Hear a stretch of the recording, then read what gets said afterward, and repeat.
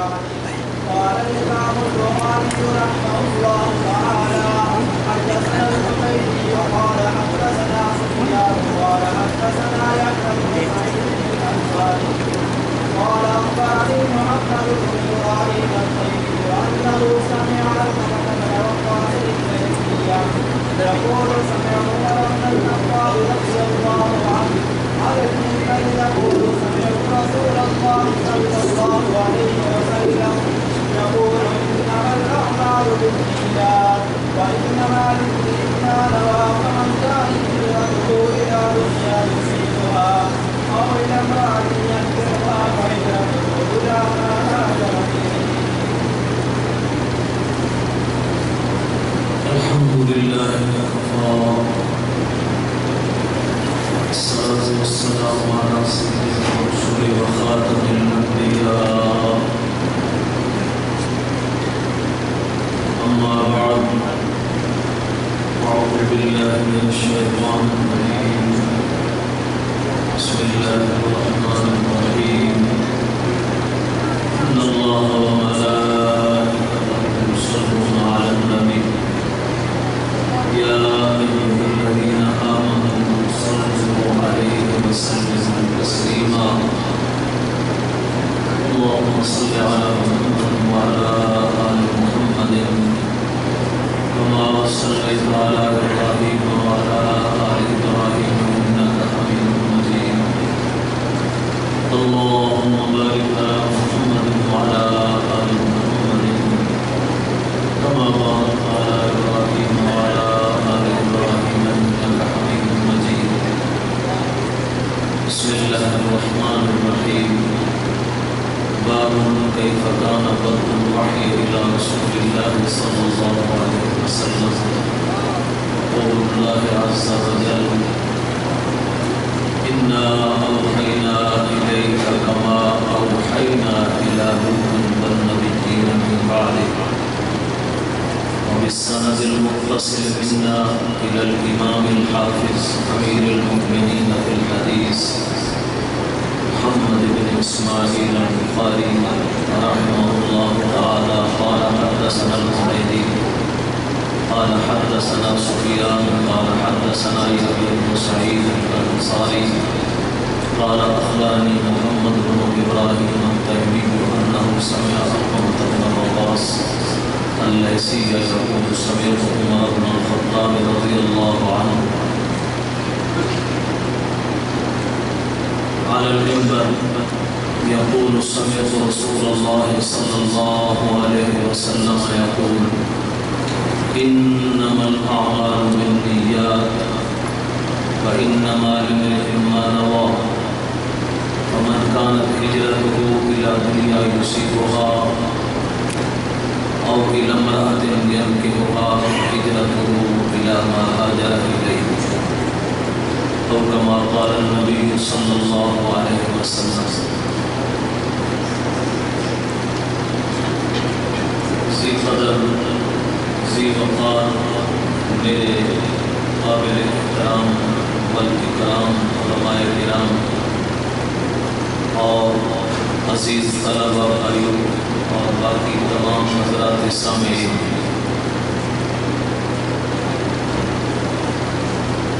مجھے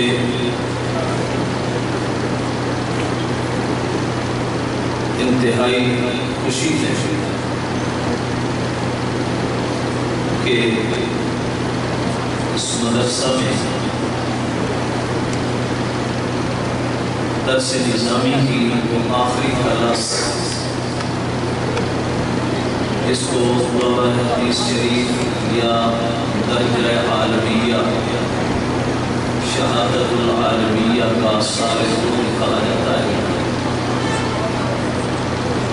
بحمدہ و بفضلہ و بمنہ و بکرمہ آج وہ دن اللہ تعالیٰ نے ہمیں آپ کو اور سب حاضرین کو دکھایا جب یہ مدرسہ کی ترقی کی منازل طے کرتے کرتے کرتے اپنی اس آخری کلاس کو بھی جاری کر رہا ہے.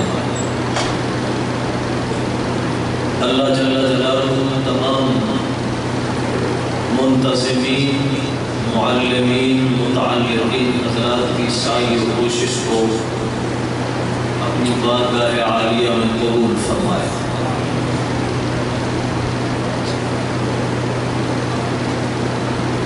یہ مساجد اور مدارس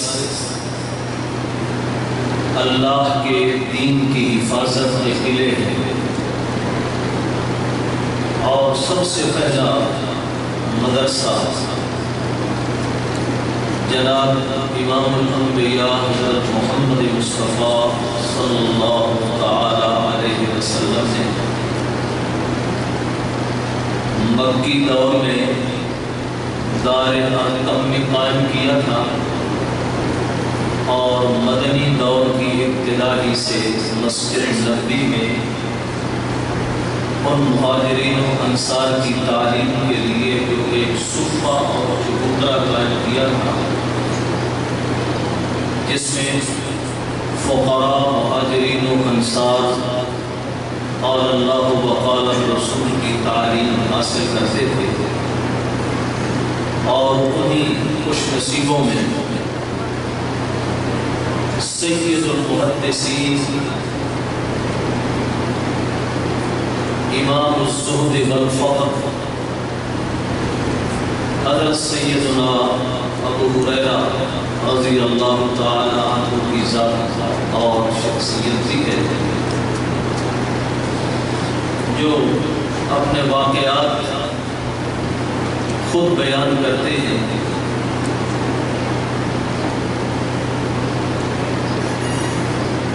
اس لیے ان مدارس کی مخالفت کرنا در حقیقت نبی پاک صلی اللہ علیہ وسلم کی قائم کردہ اس تاریخ کا سراسر انکار بھی ہوگا اور مخالفت بھی ہوگی۔ ہم تمام اہل اسلام کا یہ تو عقیدہ ہے کہ اللہ نے اس اپنے دین کو قیامت تک باقی رکھنا ہے، یہ اللہ کا وعدہ ہے۔ لا تقوم الساعة حتى يقال في الأرض لا إله إلا اللہ۔ جب تک ایک آدمی بھی روئے زمین پر لا الہ الا اللہ کہنے والا موجود ہوگا، اس وقت تک قیامت قائم نہیں ہو سکتی۔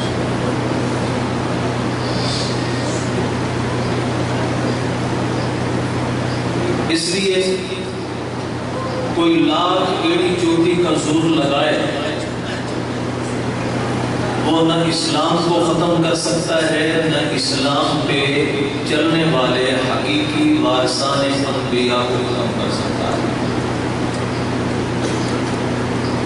شکلی اور کوٹ کرلی جس کو ہم کہتے ہیں، وہ مختلف زمانوں میں انبیاء کے مزاج کے خلاف اپنی اپنی سعی ناتمام میں مصروف رہے، لیکن جس طرح اس شکلی کے مزاج میں خواصت بھری ہوئی تھی اور وہ حضرت ابراہیم علیہ السلام کی آگ کو پھونک رہی تھی۔ ابو داؤد شریف میں آتا ہے حضور افضل صلی اللہ علیہ وسلم نے ارشاد فرمایا، یہ جہاں ملے اس کو مارو، لیکن کوشش کرو کہ پہلی ضرب سے مر جائے، کیونکہ ہوتی بڑی ہوشیار اور تیز ہے، آنن فانن کہیں سے کہیں پہنچ جاتی ہے۔ پہلی ضرب سے مارو گے ثواب زیادہ ہوگا، دوسری سے مارو گے ثواب کم ہوتا چلا جائے گا، کیونکہ اس کے بھاگ جانے کا خطرہ ہے۔ وجہ کیا ہے؟ اگرچہ اس چھپکلی کے پھونک مارنے سے آگ میں کوئی تیزی نہیں ہو سکتی تھی، بہت لمبی چوڑی انہوں نے آگ جلائی تھی، لیکن اس کی خواصت کیونکہ اس سے ظاہر ہو رہی تھی، بہرحال نہ وہ چھپکلی کچھ ابراہیم علیہ السلام کی آگ میں تیزی لا کر مشن انبیاء کو روک سکی، اور نہ موجودہ دور کی چھپکلیاں مشن انبیاء کو روک سکتی ہیں۔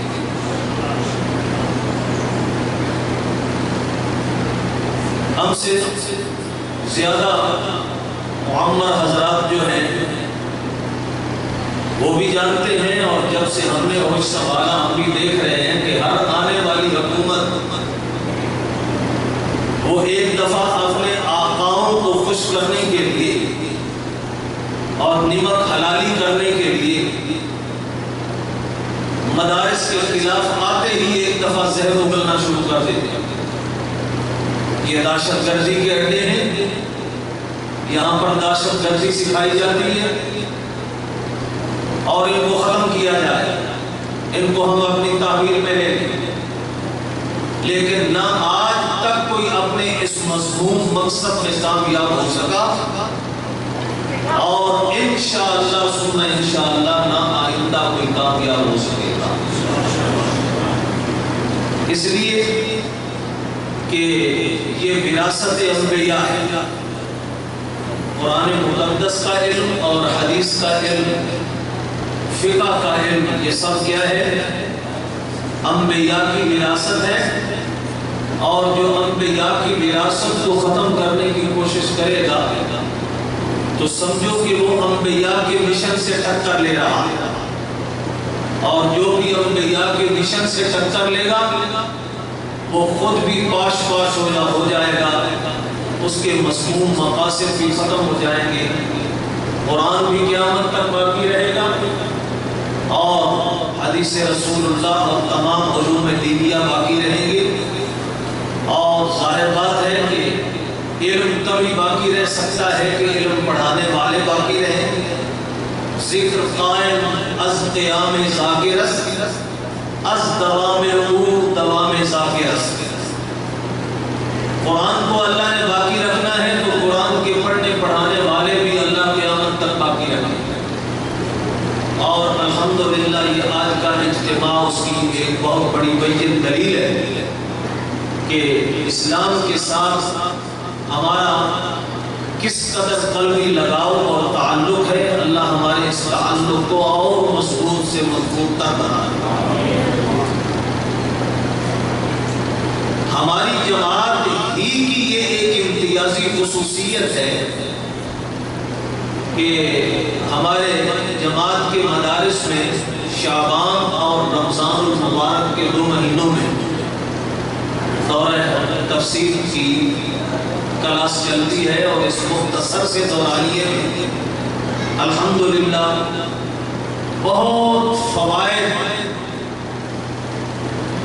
بہت موتی اور لال جواہرات سمیٹ کر طلباء اپنے گھروں کو واپس لوٹتے ہیں، لیکن اس قرآنی کلاس کے ساتھ ساتھ ہمارے جماعتی اکثر مدارس میں الحمدللہ دورہ حدیث شریف کی کلاس بھی شروع ہو چکی ہے، اور بعضوں میں ذرا پہلے سے شروع ہے۔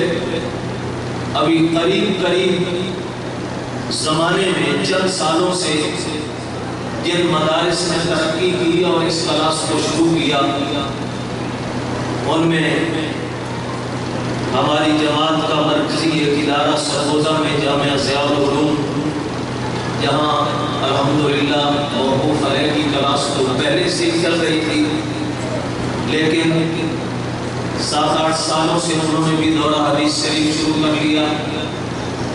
اسی طرح ہمارا جماعتی مرکز قاسم العلوم قائد آباد میں دورہ حدیث شریف کی کلاس شروع ہو چکی۔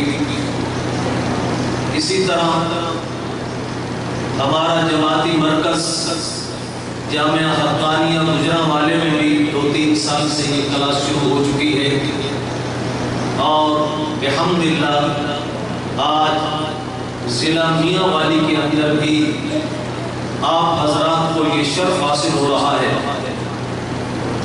کہ اس دورہ حدیث شریف کی کلاس کا افتتاح ہو رہا ہے۔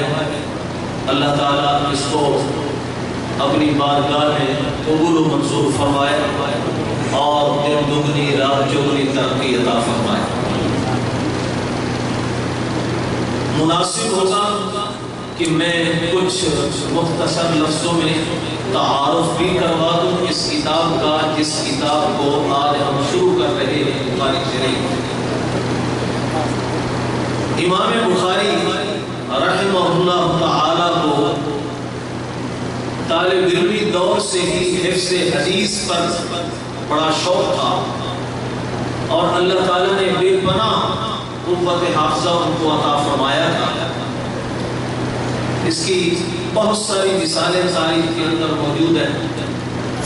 یہاں وقت کی قلت کی بنا پر ان تمام واقعات کا استیعاب تو نہیں ہو سکتا۔ ایک واقعہ میں عرض کر دوں جس کو حافظ ابن حجر رحمۃ اللہ علیہ نے نقل کیا کہ امام بخاری کا قوت حافظہ کا شہرہ سن کر بغداد کے کچھ علماء نے امام بخاری کو دعوت دی اور مجلس میں 10 آدمیوں کے ذمے 10 حدیثیں لگا دی۔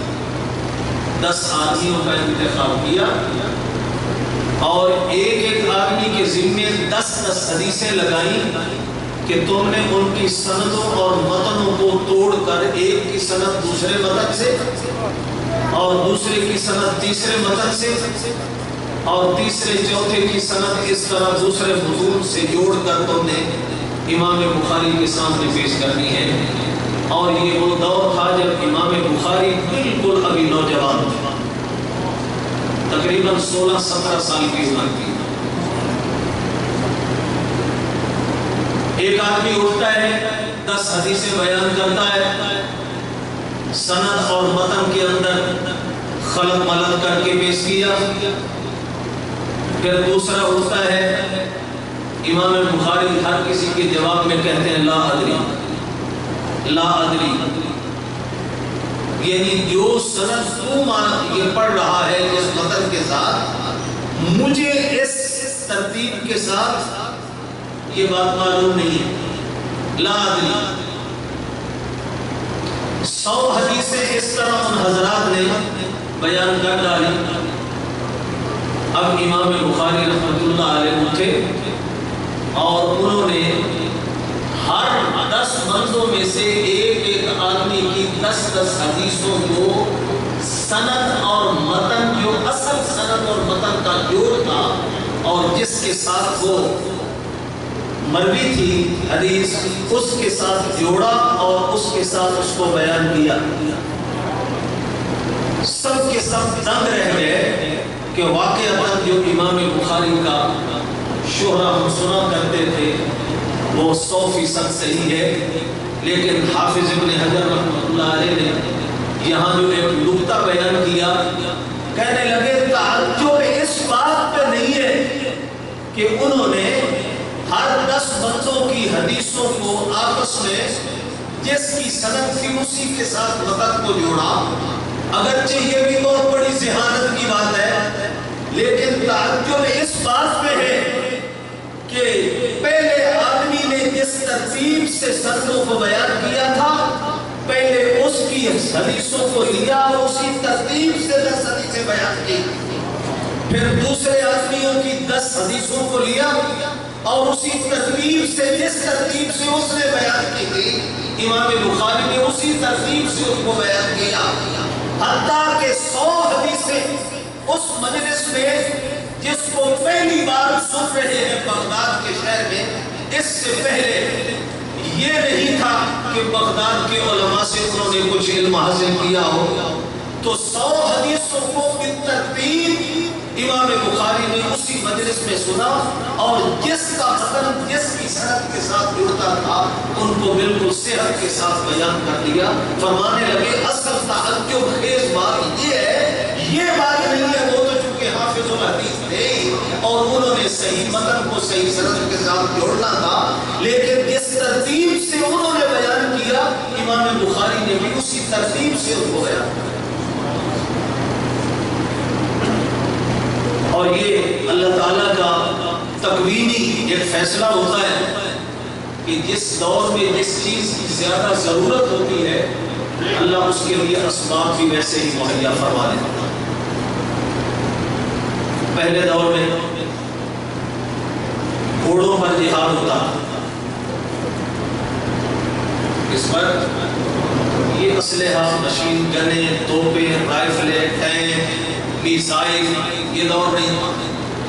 تلوار اور تیر کا اور نیزوں کا دور تھا، اور گھوڑوں کے اوپر شاہ سوار ایک دوسرے کا مقابلہ کرتے تھے۔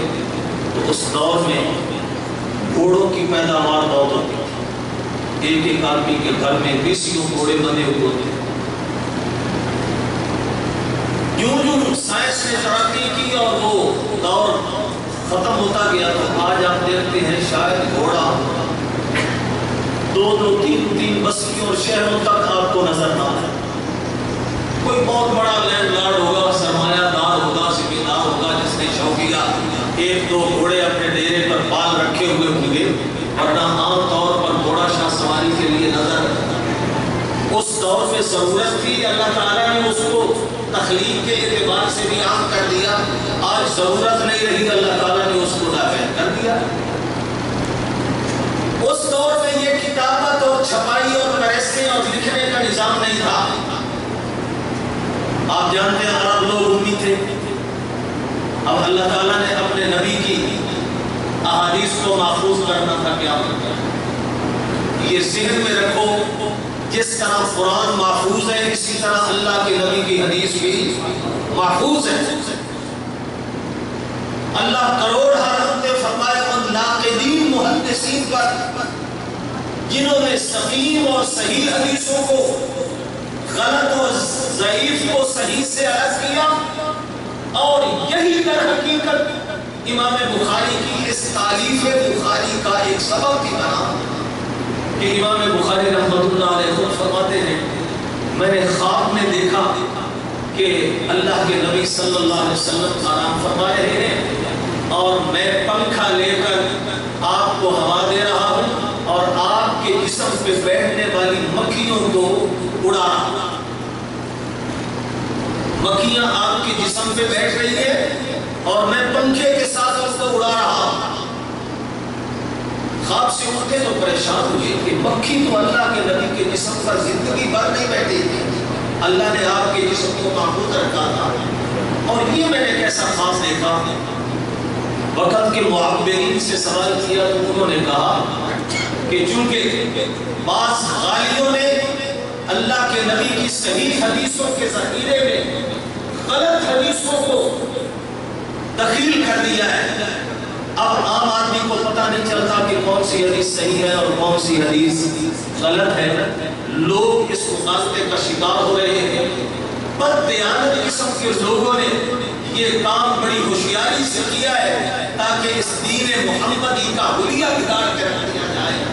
اللہ تعالیٰ آپ سے ایک ایسا کام لے گا کہ آپ صحیح حدیثوں سے غلط حدیثوں کی مکھیوں کو دور کریں۔ وہ صحیح حدیثوں کو مکھیوں سے تحفظ دی، صحیح احادیث کو اللہ کے نبی کے جسم اثر کے ساتھ مناسبت ہے۔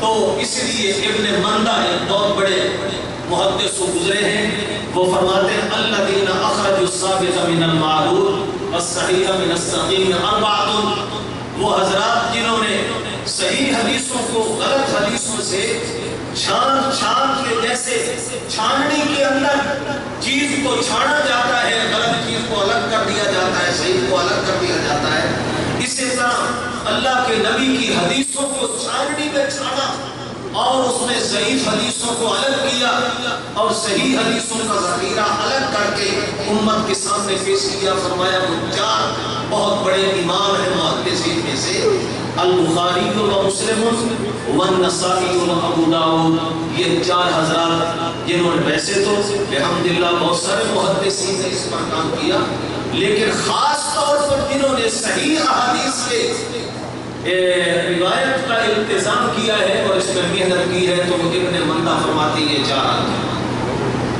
اور ان 4 آدمیوں میں سر فہرست امام بخاری رحمۃ اللہ علیہ ہیں کہ جنہوں نے اس خواب کو بھی اپنی اس تعریف کا سبب بنایا۔ اچھا پھر اگر میں غلط حدیثوں کو، ضعیف حدیثوں کو صحیح حدیثوں سے الگ کرنا چاہوں تو اس کے لیے کوئی نہ کوئی بنیاد ہونی چاہیے۔ اتفاق ان کے امام تھے استاد امام اسحاق بن راہویہ، تو انہوں نے بھی اپنی مجلس میں ایک دن اس چیز کا اظہار کیا کہ کاش کوئی ایسی کتاب ہوتی جو کتاب باقی تمام مجموعہ احادیث کی کتابوں سے ممتاز ہوتی، اس میں صرف صحیح احادیث کے روایات کا التزام ہوتا اور ضعیف روایات اس میں نہ لائی جاتی۔ سننے والے مجلس کے اندر بہت سارے تھے، لیکن اللہ تعالیٰ نے یہ منقبت امام بخاری کے حصے میں اس وقت سے عہد کر لیا کہ میں ایسا کروں گا۔ 6 لاکھ حدیثیں امام بخاری کو یاد تھی، اور پھر ان کی چھاننی جس میں انہوں نے احادیث کو چھانا اور غلط احادیث کو الگ کیا، اور جو ان کی شرطوں پر پوری اترنے والی صحیح احادیث تھی ان کو جمع کیا، تو وہ یہ بخاری شریف کا مجموعہ ہے جس کو انہوں نے 16 سال کے طویل عرصے میں مرتب فرمایا۔ کتنے؟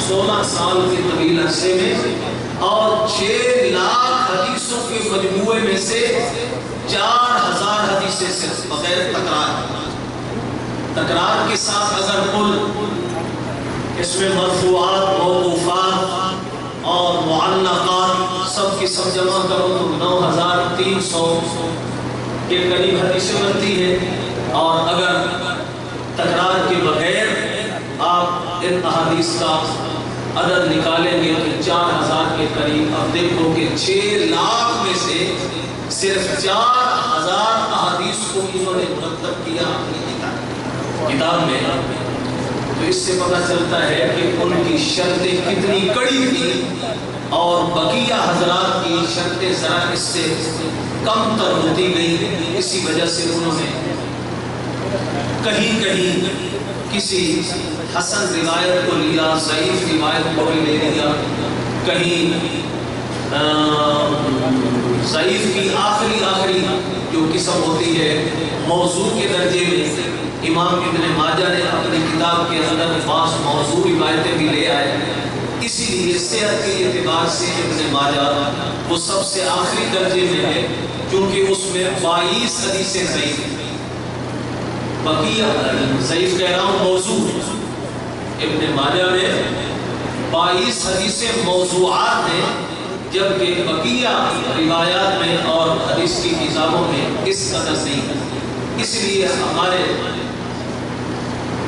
شیخ المشائخ امام العصر حضرت انور شاہ رحمہ اللہ تعالی کی تحقیق اور رائے تو یہ ہے کہ ابن ماجہ کو صحاح ستہ کی 6ٹھی کتاب میں داخل ہی نہیں کرنا چاہیے، بلکہ اصل اس کی جگہ پر یا سنن دارمی کو رکھنا چاہیے، یا ہماری جو طحاوی شریف ہے وہ اس سے بھی زیادہ اس اعتبار سے بہتر ہے کہ اس میں موضوع روایت کوئی نہیں ہے۔ لیکن جن حضرات نے ابن ماجہ کو اس میں رکھا انہوں نے حسن ترتیب کا خیال کر لیا اور اس کو صحاح ستہ کے اندر شامل کر دیا۔ بہرحال امام بخاری رحمہ اللہ تعالی نے اس کتاب کو حرمین شریفین کے اندر مرتب کیا۔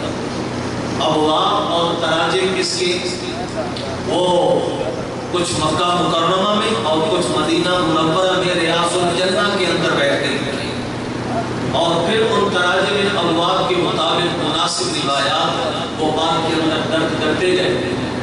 اس اعتبار سے بھی یہ بہت بڑی قبولیت کے درجے میں کتاب آ گئی، کیونکہ جو اخلاص اور جو عقل اور محنت امام بخاری نے کی وہ شاید ہی کسی اور محدث نے کی ہو۔ آپ اندازہ لگا نہیں سکتے کہ ہمیں 1 گھنٹہ 2 گھنٹے 3 گھنٹے کے لیے جو اسباق پڑھنے ہوتے ہیں وہ باوضو اپنے آپ کو رکھنا مشکل ہوتا ہے، ذرا سستی کر بیٹھتے ہیں، اگرچہ کرنی نہیں چاہیے، لیکن امام بخاری رحمۃ اللہ علیہ کا انداز دیکھو کہ ان 9000 روایات کے مجموعے کو لکھا اپنی کتاب میں، اور ہر حدیث کو لکھنے سے پہلے صرف وضو ہی نہیں بلکہ غسل کا اہتمام کرتے تھے۔ غسل کرتے، 2 رکعت صلاۃ الحاجت پڑھتے، استخارہ کرتے، یا اللہ جو اصول اور قوانین کے مطابق میں ان حدیثوں کی صحت کے اعتبار سے فرق کر سکتا تھا وہ تو میں نے کر لی، لیکن اب میں تجھ سے بھی مشورہ لینا چاہتا ہوں کہ آیا یہ حدیث میری کتاب میں درج ہونے کے قابل ہے یا نہیں۔ تو ہر حدیث کے لکھنے سے پہلے استخارہ کیا، اور استخارہ میں جو بات ان کو بہتر اور راجح معلوم ہوئی اس کے بعد پھر اس کو اپنی کتاب کے اندر لکھا۔ تو جس آدمی نے اتنی محنت کی ہو، پھر میں کیوں نہ کہوں کہ وہ اللہ کی بارگاہ میں کیوں قبول نہ ہو۔ واقعتاً کتنا انسان کے اندر اخلاص بڑھتا جاتا ہے، نیت کے اندر تصحیح آتی جاتی ہے، اصلاح نیت کی طرف جتنا ترقی کرتا جائے گا اللہ کے ہاں اتنا ہی وہ قبول سے قبول تر ہوتا جائے گا۔ یہی وجہ ہے پوری امت کا اجماع اور اتفاق ہے اس بات پر کہ قرآن مقدس کے بعد اگر احادیث کے مجموعے میں سب سے زیادہ صحیح ترین کتاب کوئی ہو سکتی ہے تو صرف امام بخاری کی یہ کتاب ہے، جس کو اصح الکتب بعد کتاب اللہ کا لقب ملا، اور یہ کسی ایک عام آدمی کی گپ نہ سمجھو بلکہ پوری امت اس بات کو قبول کر چکی ہے۔ کسی بھی مکتب فکر سے تعلق رکھنے والے لوگ سارے کے سارے اس بات کو مان چکے ہیں کہ کتاب اللہ کے درجے کو تو مخلوق میں سے کسی کی کوئی کلام نہیں پہنچ سکتی، یہ اعجاز ہے صرف اللہ کی کتاب کا، ذالک الکتاب لا ریب فیہ۔ لیکن اس کتاب اللہ کے بعد اگر صحت کا اعلیٰ معیار کسی نے دیکھنا ہو تو وہ صرف اور صرف اس کتاب بخاری کے اندر آپ کو مل سکتا ہے۔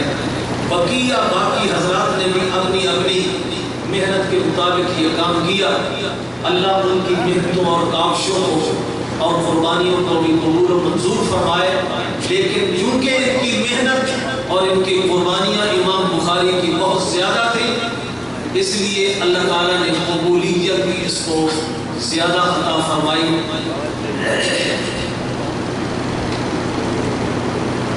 یہ بخاری شریف جس کا افتتاح آج آپ کی اس مجلس میں ہو رہا ہے، ایک ہمارے بھائی طالب علم نے عبارت پڑھی اور اسی عبارت کو میں نے بھی دوہرا دیا، اس لیے کہ اخذ حدیث کے ہمارے مدارس میں 2 طریقے ہیں، ایک تحدیث کا اور دوسرا اخبار۔ ویسے تو کل 8-9 طریقے ہیں، تحدیث، اخبار، اجازہ، مناولہ، مکاتبہ، مراسلہ، اجازہ، اعلام وغیرہ سارے، لیکن ان میں سے زیادہ مشہور 2 طریقے ہیں، ایک تحدیث، دوسرا اخبار۔ بھئی میں عوام الناس کی خدمت میں گزارش کروں گا، جب حدیث کے متن پر میں بات کروں گا تو آپ حضرات سے بھی انشاءاللہ مخاطب ہوں گا، لیکن ابھی کچھ طالب علموں کے ذوق سے متعلق چند باتیں ہیں، اگر آپ کی سمجھ میں نہ آئیں تو میں بسط معذرت کرتا ہوں آپ کے سامنے، تھوڑا سا آپ صبر کریں گے تو انشاءاللہ آپ کی جھولی بھی وہ ضرور بھری جائے گی، اللہ تعالیٰ ہمت توفیق عطا فرمائے۔ تحدیث کہتے ہیں استاد پڑھے اور شاگرد اس کو سنے، استاد پڑھے، شاگرد سنتا جائے۔ اخبار کہتے ہیں شاگرد پڑھے اور استاد سنتا جائے، اور جہاں کوئی غلطی محسوس ہو استاد کو اس کی اصلاح کرتا جائے۔ تو میں نے چاہا کہ اس مجلس میں اس حدیث کے پڑھانے پر دونوں طریقے وہ معقول بہما بن جائیں، تحدیث پر عمل بھی ہو جائے اور اخبار پر بھی عمل ہو جائے۔ شاگرد نے پڑھا، اخبار پہ عمل ہو گیا، اور میں نے اس عبارت کو دوہرا دیا، تحدیث پر بھی عمل ہو۔ اور امام بخاری اس موقع پر جو پہلی حدیث لائے ہیں اس کے اندر بھی انہوں نے یہ دونوں بلکہ تینوں طریقے استعمال کیے ہیں۔ اس میں حدثنا کے ساتھ تحدیث کا طریقہ بھی بیان کیا، اور آگے اخبارانی کے ذریعے اخبار کا طریقہ بھی بیان کیا، اور تیسرا سمع کے ساتھ سماع کا طریقہ بھی بیان کیا، اور چوتھا طریقہ ایک عنعنہ کا ہوتا ہے، ان فلان ان فلان ان فلان ان فلان، اس کو عنعنہ کہتے ہیں۔ ان کے طریقے سے اس حدیث کی سند کو بیان کیا جائے تو یہ پہلی روایت ایسی ہے جو مختلف 12 صحابہ سے منقول ہے، اور 3 طریقے تحدیث، اخبار اور سماع کے وہ تو اسی سند کے اندر موجود ہیں، اور جو روایت ابو ذر ہے اسی حدیث انما الاعمال بالنیات سے متعلق، تو روایت ابو ذر کے اندر عنعنہ کا طریقہ بھی موجود ہے۔ تو اس اعتبار سے اس حدیث کو پہلے نمبر پر لا کر امام بخاری نے ان 4 طریقوں کے جواز کو ثابت کر دیا، اگرچہ ان میں سے سب سے بہتر طریقہ علماء کے ہاں تحدیث کا ہے کہ استاد پڑھے اور شاگرد سنے۔ بعضوں نے اس کو ترجیح دی اور بعضوں نے اخبار کو ترجیح دی، دونوں کی اپنی اپنی دلیلیں ہیں۔ استاد پڑھے گا، شاگرد سنے، اس کو ترجیح اس لیے کہ استاد کے پڑھنے میں غلطی کا امکان نہیں، شاگرد ابھی پڑھ رہا ہے، ابھی اس نے سیکھنا ہے، تو ممکن ہے کسی مقام پہ غلطی کر جائے، لہذا اخبار کا طریقہ مرجوح اور تحدیث کا طریقہ راجح۔ لیکن دوسرے بعض حضرات نے فرمایا کہ اخبار کا طریقہ راجح ہونا چاہیے، کیوں؟ اس لیے کہ اس میں طالب علم کا تیقظ اور طالب علم کی ہوشیاری اور چستی قائم و دائم ہے۔ اس لیے کہ استاد پڑھے گا تو شاگرد ممکن ہے سونا شروع کر دے، سست ہو جائے، ذہن دماغ کہیں اور پہنچ جائے، کبھی بازار میں کوئی چیز خرید رہا ہو اور کبھی گھر میں پہنچا ہوا ہو، اور کبھی کہیں کسی دوست کے ساتھ ملاقات کر رہا ہو، تو اس میں چونکہ کئی امکانات ہوتے ہیں تحدیث کے اندر، لیکن جس وقت وہ خود پڑھے گا تو اس وقت کامل توجہ اس کی سبق کی طرف ہوگی، کیونکہ اگر کامل توجہ سبق کی طرف نہیں ہوگی تو وہ عبارت کو صحیح نہ پڑھ سکتا ہے نہ سمجھ سکتا ہے۔ رہی بات یہ کہ شاگرد سے غلطی کا امکان ہو سکتا ہے، تو بھائی غلطی کا امکان اس کا تدارک کس سے ہو سکتا ہے کہ استاد سامنے بیٹھا ہے، جہاں پر غلطی ہونے لگے گی استاد فوراً اصلاح کر دے۔ بہرحال وَلِكُلٍّ وِجْهَةٌ فَهُوَ مُوَلِّيهَا فَاسْتَبِقُوا الْخَيْرَاتِ، ہر ایک کی اپنی اپنی دلیل ہے، اس کے اوپر عمل کر لیا جائے۔ بہرحال سب طریقے محدثین کے ہاں جائز ہیں۔ بسم اللہ الرحمن الرحیم۔ یہاں پہلا سوال اس ذہن میں اٹھتا ہے کہ امام بخاری رحمۃ اللہ علیہ نے اپنی کتاب کو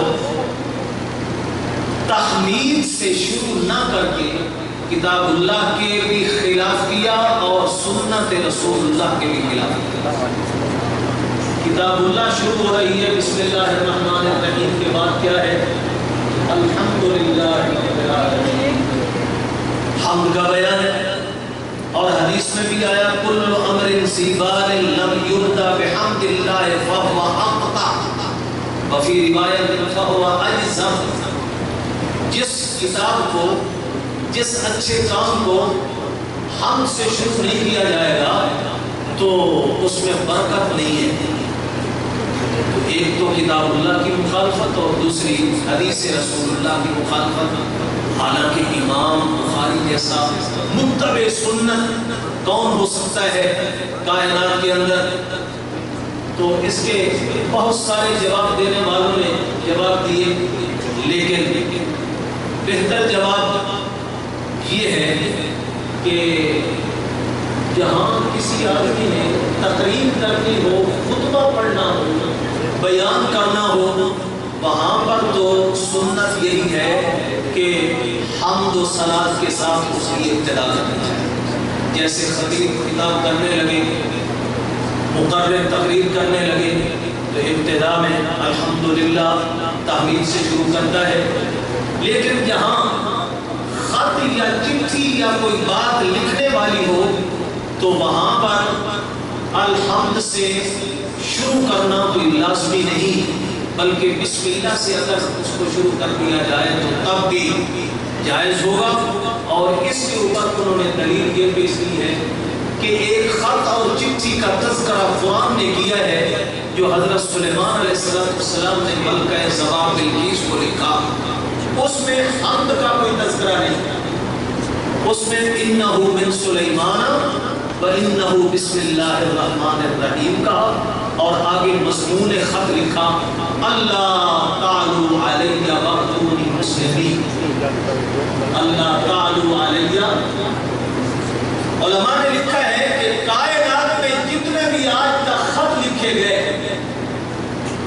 حضرت سلیمان علیہ السلام کے خط سے مختصر اور ابلغ کوئی خط کائنات میں نہ پہلے لکھا گیا نہ بعد میں، جو لفظوں میں بھی مختصر ہو اور معنی اور مفہوم بھی اس کا پورا پورا اس کے اندر ڈرا دیا گیا ہو۔ اور اتنا تو نہیں، لیکن تاریخ میں پھر ایک خط اور ہمیں ملتا ہے، وہ خط ہے خلیفہ ہارون الرشید کے دور کا، کہ روم کی سلطنت کے ایک شہزادے نے پہلے صلح کر رکھی تھی اس کے باپ نے جزیے پر، حضرت عمر رضی اللہ عنہ کے اور حضرت عثمان کے دور سے، لیکن اس کا باپ بنا تو اس کا بیٹا تخت نشین ہوا تو اس نے کہا کہ آئندہ جزیہ کوئی نہیں ملے گا، تم سے جو کچھ ہوتا ہے کر لو، تم سے جو کچھ ہوتا ہے، وہ میرا باپ تھا جو تمہیں جزیہ دیتا تھا، جزیہ دینا، ٹیکس دینا اور پھر امن چاہنا، یہ ہماری روایات کے خلاف۔ یہ خط خلیفہ ہارون الرشید کو پہنچتا ہے تو خلیفہ ہارون الرشید نے اس میں یہ لکھا بسم اللہ الرحمن الرحیم من امیر المؤمنین ہارون الرشید الى قلب الروم، الى قلب الروم، روم کے ایک کتے کو امیر المؤمنین ہارون الرشید کا یہ خط جا رہا ہے، اور اس میں آگے فرمانے لگے کہ اسلم تسلم، اسلم تسلم وَإِلَّا فَسَوْفَ تَرَى مَا لَا تَسْمَعُ، فَسَوْفَ تَرَى مَا لَا تَسْمَعُ، یعنی اس کا رد عمل اگر تو نے کچھ اور کیا تو پھر اس کا رد عمل تو دیکھ لے گا۔ زیادہ باتیں ہمیں نہیں آتی کہ ہم باتیں ہی تمہیں سناتے رہے۔ وَإِلَّا تَرَى مَا لَا تَسْمَعُ، تو تاریخ میں یہ دو خط ایسے ہیں جو بہت ہی نرالے، بہت ہی مختصر اور اپنے مضمون کے اوپر پوری گرفت رکھنے والے۔ خیر یہ ایک ضمنی بات تھی، جواب دے رہا تھا میں کہ حمد کے ساتھ اس کو شروع کیوں نہیں کیا، کیونکہ یہ خطبہ نہیں دیا جا رہا، تقریر نہیں کی جا رہی کہ یہاں حمد کو ذکر کیا جائے، یہ ایک خط ہے اور خطوط کے شروع میں بسم اللہ لکھی جاتی ہے، حمد لکھنا کوئی ضروری نہیں ہوتا۔ جیسے سلیمان علیہ السلام نے صرف بسم اللہ پر اکتفا کیا اور اس میں حمد نہیں لکھی۔ دوسرا جواب بعض نے یہ دیا کہ شاید امام بخاری رحمۃ اللہ علیہ کے سامنے پہلی وحی ہو جو غار ہرا میں اتری، جس میں بسم اللہ الرحمن الرحیم کے بعد کہا گیا اقرأ بسم ربک الذی خلق خلق الانسان من علق. اگرچہ وہ وحی مطلوب تھی، یہ وحی غیر مطلوب ہے، لیکن وحی ہونے میں تو بہرحال ایک ہی چیز ہے. تو وحی کے ابتدا میں نہ وہاں پر حمد تھی، نہ اس لیے میں نے یہاں پر حمد کی ہے. تیسرا جواب ایک یہ بھی دیا گیا ہے کہ شاید امام بخاری رحمۃ اللہ علیہ کے سامنے صلح حدیبیہ کی وہ دستاویز ہو جو سہیل بن عمر قریشی اور جناب رسول اللہ صلی اللہ علیہ وسلم کے درمیان طے پائی. 10 سال کی جنگ بندی ہوئی اور اس میں مختلف قسم کی شکیں لکھی گئی. تو اس میں بسم اللہ الرحمن الرحیم پہلے آپ نے لکھوایا، لیکن وہ اکڑ گیا. لا ندری بسم اللہ الرحمن الرحیم، یوں لکھو بے اسم کا اللہم، بے اسم کا اللہ. اس بخاری شریف کے اندر وہ ساری دستاویز موجود ہیں جلسانی.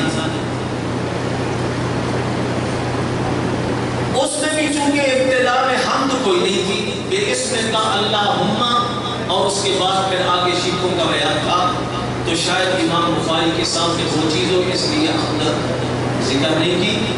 اور ایک چوتھا جواب یہ بھی دیا جا سکتا ہے جو سب سے راجح جواب ہے کہ زبان سے کہنا ضروری نہیں، لکھنا کتاب کے اندر ضروری نہیں حدیث پر عمل کرنے کے لیے، بلکہ اگر صرف زبان سے کہہ دیا جائے تب بھی حدیث کے اوپر عمل ہو جائے. تو سنن المؤمنین خیرہ کتاب امام بخاری کے اوپر بھی یہی گمان ہمیں کرنا ہوگا کہ اتنا بڑا محدث ہو کر الحمدللہ نہ انہوں نے قرآن کی مخالفت کی ہے، نہ انہوں نے حدیث رسول اللہ کی مخالفت کی ہے، بلکہ انہوں نے اپنی کتاب کا اس کو جز اگرچہ نہیں بنایا، لیکن حدیث پر عمل زبان سے کہہ کر عمل کر لیا. دوسری بات، باب کیف کان بدء الوحی الی رسول اللہ صلی اللہ علیہ وسلم. باب بھی پڑھ سکتے ہو اور باب اضافت کے ساتھ بھی پڑھ سکتے ہو، اور باب مفرد سکون کے ساتھ پڑھا جا سکتا ہے. مفردات کو جیسے پڑھا جاتا ہے کتاب، قلم، سیاہ وغیرہ وغیرہ، کوئی اعراب نہ پڑھا جائے.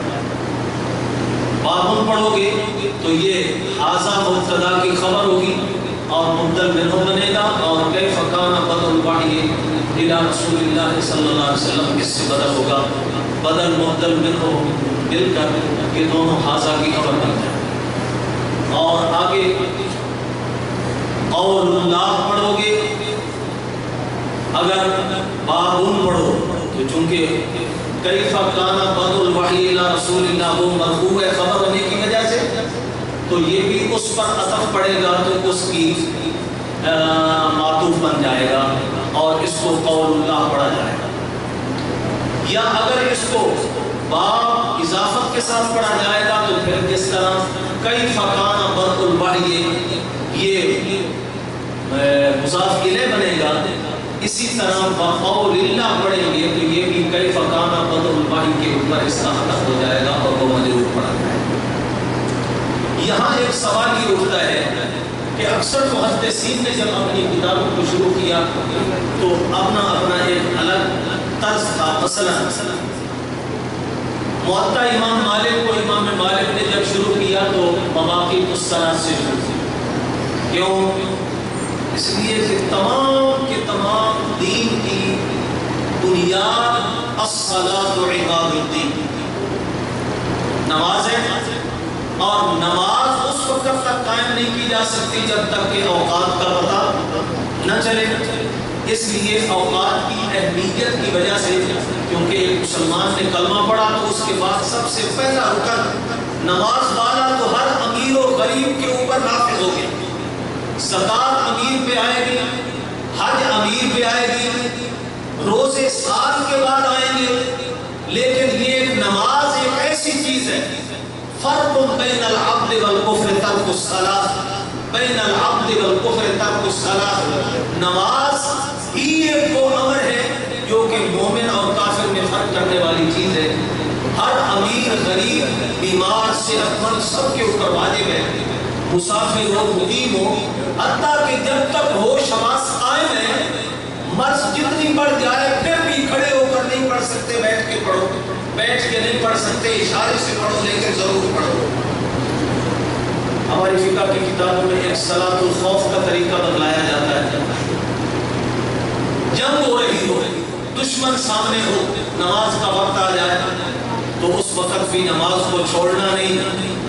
اگر سارے مقتدی ایک ہی امام کے پیچھے نماز پڑھنے کے لیے گھسے ہوتے تو پھر جو کمانڈر امیر لشکر ہو وہ دو طائفے بنا دے، ایک طائفے کو آدھی نماز پڑھا دے اور دوسرے طائفے کو لشکر کو بھی آدھی نماز پڑھا دے۔ اتنے دقت اور مشقت اور کٹھن وقت کے اندر بھی نماز کو چھوڑنے کی اجازت ہے۔ تو امام مالک نے نماز کی اہمیت اور پھر نماز چونکہ موقوف ہے اوقات پر، ان اوقات کی اہمیت کی وجہ سے اس کو مقدم کیا۔ امام ترمذی، امام نسائی، امام ابو داؤد، امام ابن ماجہ، ان سب حضرات نے جو کہ از قبیل سنن ہے تو کتاب الطہارہ سے شروع، کیونکہ ہم نماز میں اس وقت تک نہیں داخل ہو سکتے جب تک کہ ہمارا بدن پاک نہیں ہوگا، ہمارا جسم پاک نہیں ہوگا، جگہ پاک، کیونکہ باقی ساری شرطیں کسی نہ کسی درجے میں ثابت ہو سکتی ہیں نماز کی۔ مثال کے طور پہ انسان کو کپڑا نہیں ملتا، فقہ میں پڑھ چکے ہو، مراد ننگے آدمیوں کی نماز بھی چھوڑنے کا حکم نہیں ہے، بلکہ حتی الامکان وہ صبر کرے اور بیٹھ کے پڑھے جتنا کچھ ہو سکتا ہے، تو اس وقت چھوڑنے کا حکم نہیں ہے، بلکہ یہ سطر والی شرط ثابت ہوگی۔ اگر کسی آدمی کو قبلے کا پتہ نہیں چل رہا تو قبلے کی شرط بھی ایسی ہے جو قابل ثبوت ہے، فقہ میں پڑھ چکے ہو۔ مثال کے طور پہ رات کا وقت ہے، انسان نے عشاء کی یا صبح کی نماز پڑھنی ہے، قریب کوئی مسجد نہیں ہے، کوئی آبادی نہیں ہے، قبلے کا نہیں پتہ چل رہا تو کیا کرے؟ تحری کرے۔ تحری کے بعد پھر چاہے مشرق کی طرف اس کا رخ ہو گیا، غلطی سے شریعت نے کہا اس کی نماز ہو، تو معلوم ہوا کہ استقبال قبلہ بھی ایک ایسی شرط ہے جو قابل ثبوت ہے، کسی نہ کسی درجے میں ثابت ہو جاتی ہے۔ ایک طہارت ایسی بات ہے جو کسی درجے میں ثابت نہیں ہوتی۔ اگر آپ باوضو نہیں ہیں، وضو کے لیے پانی نہیں، اور پانی چلو نہیں ہے تو تیمم کر لیں، لیکن ایک بندہ ایسی جگہ پہ ہے جہاں مٹی بھی کوئی نہیں، اب آپ کہیں گے کہ یہ تو ہو نہیں سکتا کہ مٹی بھی نہ ہو، نہیں ہو سکتا ہے اس اعتبار سے کہ مثلا کسی آدمی کو کسی لوہے کے جنگلے میں مار کر دیا جائے، قید کر دیا جائے، اب لوہے پر تیمم نہیں ہوتا، دیوار پہ ہو سکتا ہے، پتھر پہ ہو سکتا ہے، اینٹ پہ ہو سکتا ہے، گرد و غبار کپڑے کے اوپر پڑا ہوا ہو اس کے اوپر ہو سکتا ہے، مٹی پہ ہو سکتا ہے، لیکن لوہے پہ لکڑی پہ نہیں ہو سکتا۔ لکڑی کا جنگلہ ہے، اس کے اندر بندہ بند بیٹھا ہے، اب اس کے پاس پانی بھی نہیں ہے، مٹی بھی نہیں ہے، اس کو شریعت کی زبان میں فاقد الطہور کہتے ہیں۔ اب یہ کیا کرے گا؟ ہمارے امام صاحب رحمۃ اللہ علیہ فرماتا ہے یقضی ولا یصلی، وہ نماز قضا کرتے ہیں، کیونکہ طہارت ایک ایسی بات ہے جو کسی درجے میں ثابت نہیں ہو سکتی۔ اولاً وضو کرے، اگر وضو پر قدرت نہیں تو تیمم کرے، تیمم پر بھی قدرت نہیں ہے نماز چھوڑ دے، جتنی بھی چھوٹتی جائے، گنتی کرتا جائے، جس وقت وہ تیمم یا وضو پر اس کو قدرت حاصل ہو جائے اس کے بعد طہارت کے بعد وہ گر کر اپنی نمازیں قضا کرے۔ تو چونکہ طہارت ایک ایسا باب ہے جو کسی درجے میں ثبوت کا اعتبار نہیں ہو سکتا اس میں، اس لیے ان حضرات محدثین نے اس طہارت والی شرط کو مقدم کر کے اپنے کتابوں کو کس سے شروع کیا؟ کتاب الطہارہ سے۔ امام ابن ماجہ رحمہ اللہ تعالی نے سنت کی اہمیت کی وجہ سے اپنی کتاب کو شروع کیا، باب الاعتصام بالکتاب والسنہ ومناقب الصحابہ، اس اعتبار سے کہ اگر سنت کے مطابق کوئی عمل ہے تو اللہ کے ہاں قبول ہے، اور اگر بدعات کا اس کے اندر معمولی طور پہ اختلاف بھی ہو گیا تو وہ عبادت انسان کے اس پہ مار دیا۔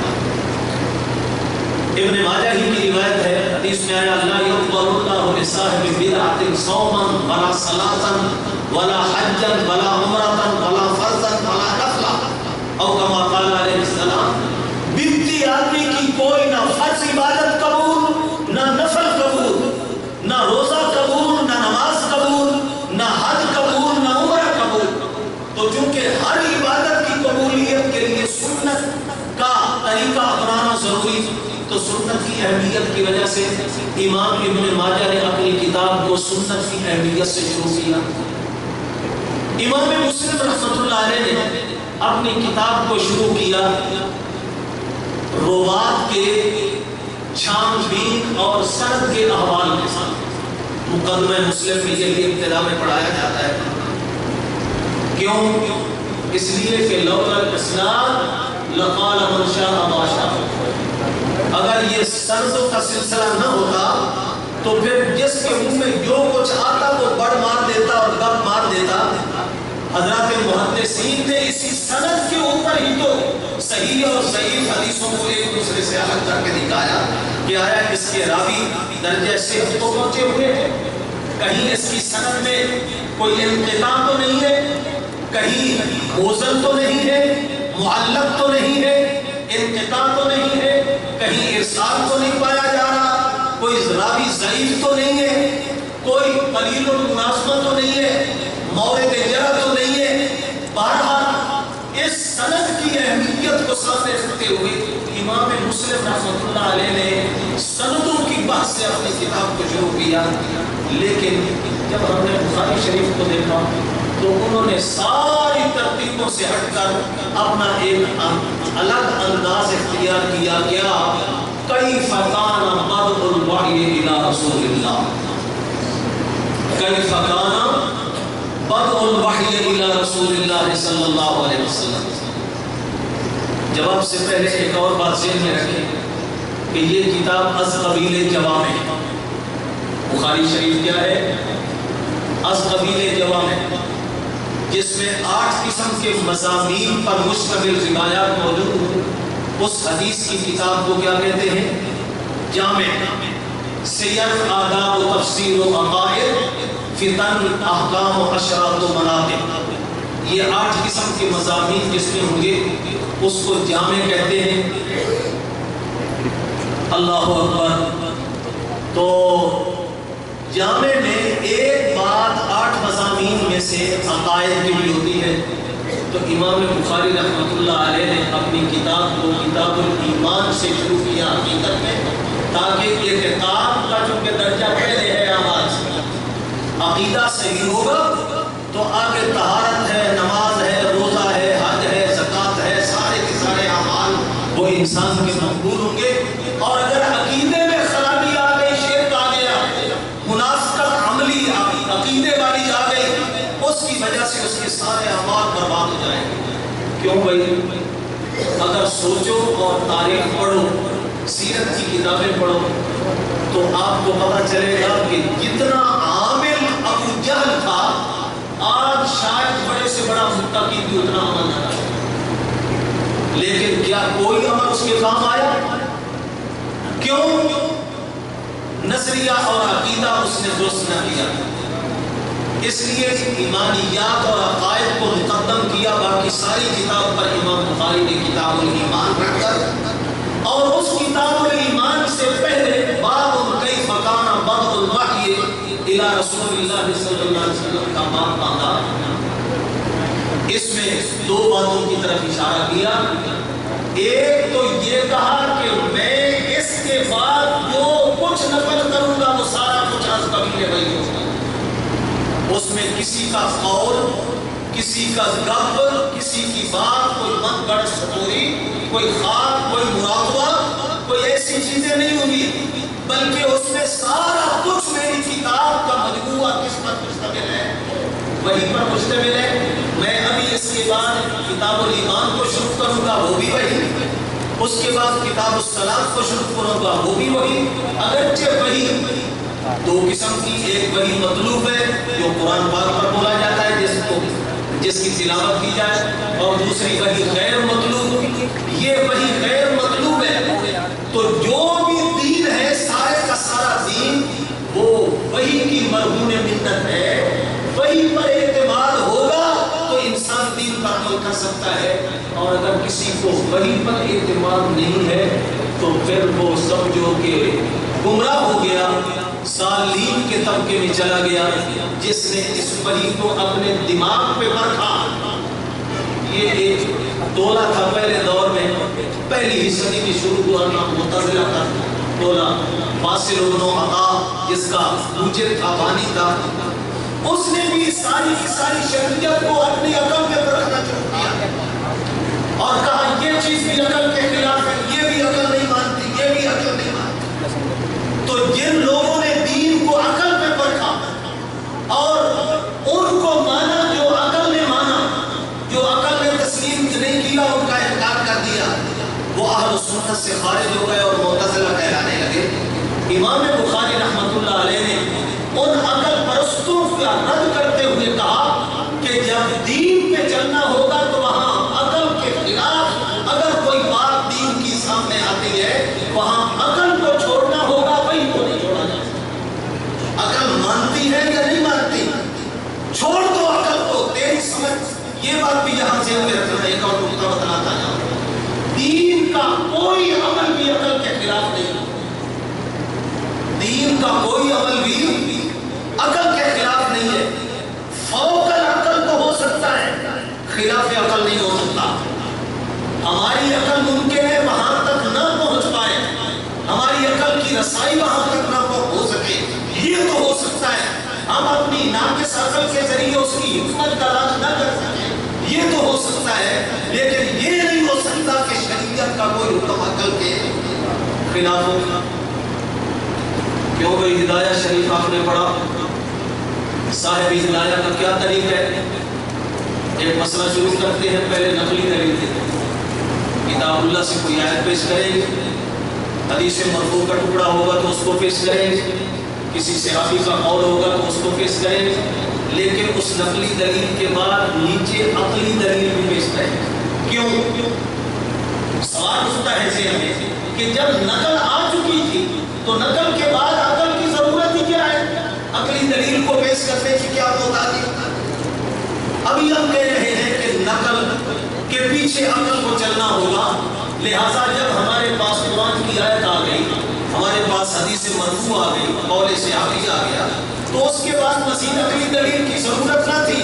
کیوں پیش کی امام صاحب ہدایہ رحمۃ اللہ علیہ؟ اس لیے پیش کیا، یہ بات سمجھانے کے لیے جو ابھی میں نے بتائی کہ ہمارے دین کا کوئی مسئلہ بھی خلاف عقل، یعنی اگرچہ اتمام حجت کے طور پر میں نے قرآن کی آیت پیش کر دی اس مسئلے کی دلیل میں، حدیث مرفوع پیش کر دی، حدیث موقوف پیش کر دی، حدیث مقطوع پیش کر دی، لیکن اگر یہ نقلی دلائل بالفرض نہ بھی ہوتے تو ہماری عقل سلیم کا تقاضا بھی یہ ہے کہ یہ مسئلہ ایسے ہی ہونا چاہیے تھا جیسے ہم نے کہا۔ تو خلاف عقل نہیں ہو سکتا، فوق العقل ہو سکتا ہے، لہذا ہماری عقلوں سے اگر کوئی بات بالا تر ہو اور ہمیں سمجھ نہ آئے تو پھر امام بخاری ہمیں سمجھانا چاہتے ہیں کہ اپنی عقل کو وحی کے تابع رکھنا ہوگا۔ دوسرا مسئلہ یہ بیان کیا کہ ابھی اس کے بعد میں کتاب الایمان شروع کرنے لگا ہوں۔ کتاب الایمان میں عقائد کی بات آئے گی اور عقائد میں کسی کی گپ قبول نہیں ہوگی، عقائد میں کسی امتی کا قول قبول۔ باب کیف کان بدء الوحی الی رسول اللہ، عقیدے کی بنیاد وحی پہ ہوتی ہے، وحی اگر اس عقیدے کی تائید کرتی ہے پھر وہ عقیدہ معتبر ہوتا ہے شریعت میں۔ یہ نہ دیکھو کہنے والا کتنا بڑا ہے یا کون ہے یا کتنی بڑی شخصیت ہے، اگر اس کی بات وحی کی موافقت کرتی ہے سر آنکھوں پر، اور اگر وحی کے خلاف آتی ہے اس کو ہم ردی کی ٹوکری میں پھینک دیں گے، اس کا شریعت کے ہاں کوئی اعتبار نہیں ہوتا۔ تو پہلا یہ بات باندھ کر امام بخاری نے ہمیں یہ بات سمجھا کہ سارے دین کی بنیاد کس بات پہ ہے؟ وحی۔ اب ہم نے دیکھنا یہ ہے کہ کیوں وحی پر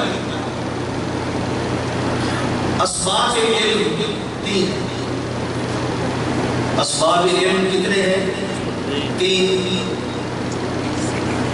ان 3 میں سے پہلا سبب ہے حواس خمسہ۔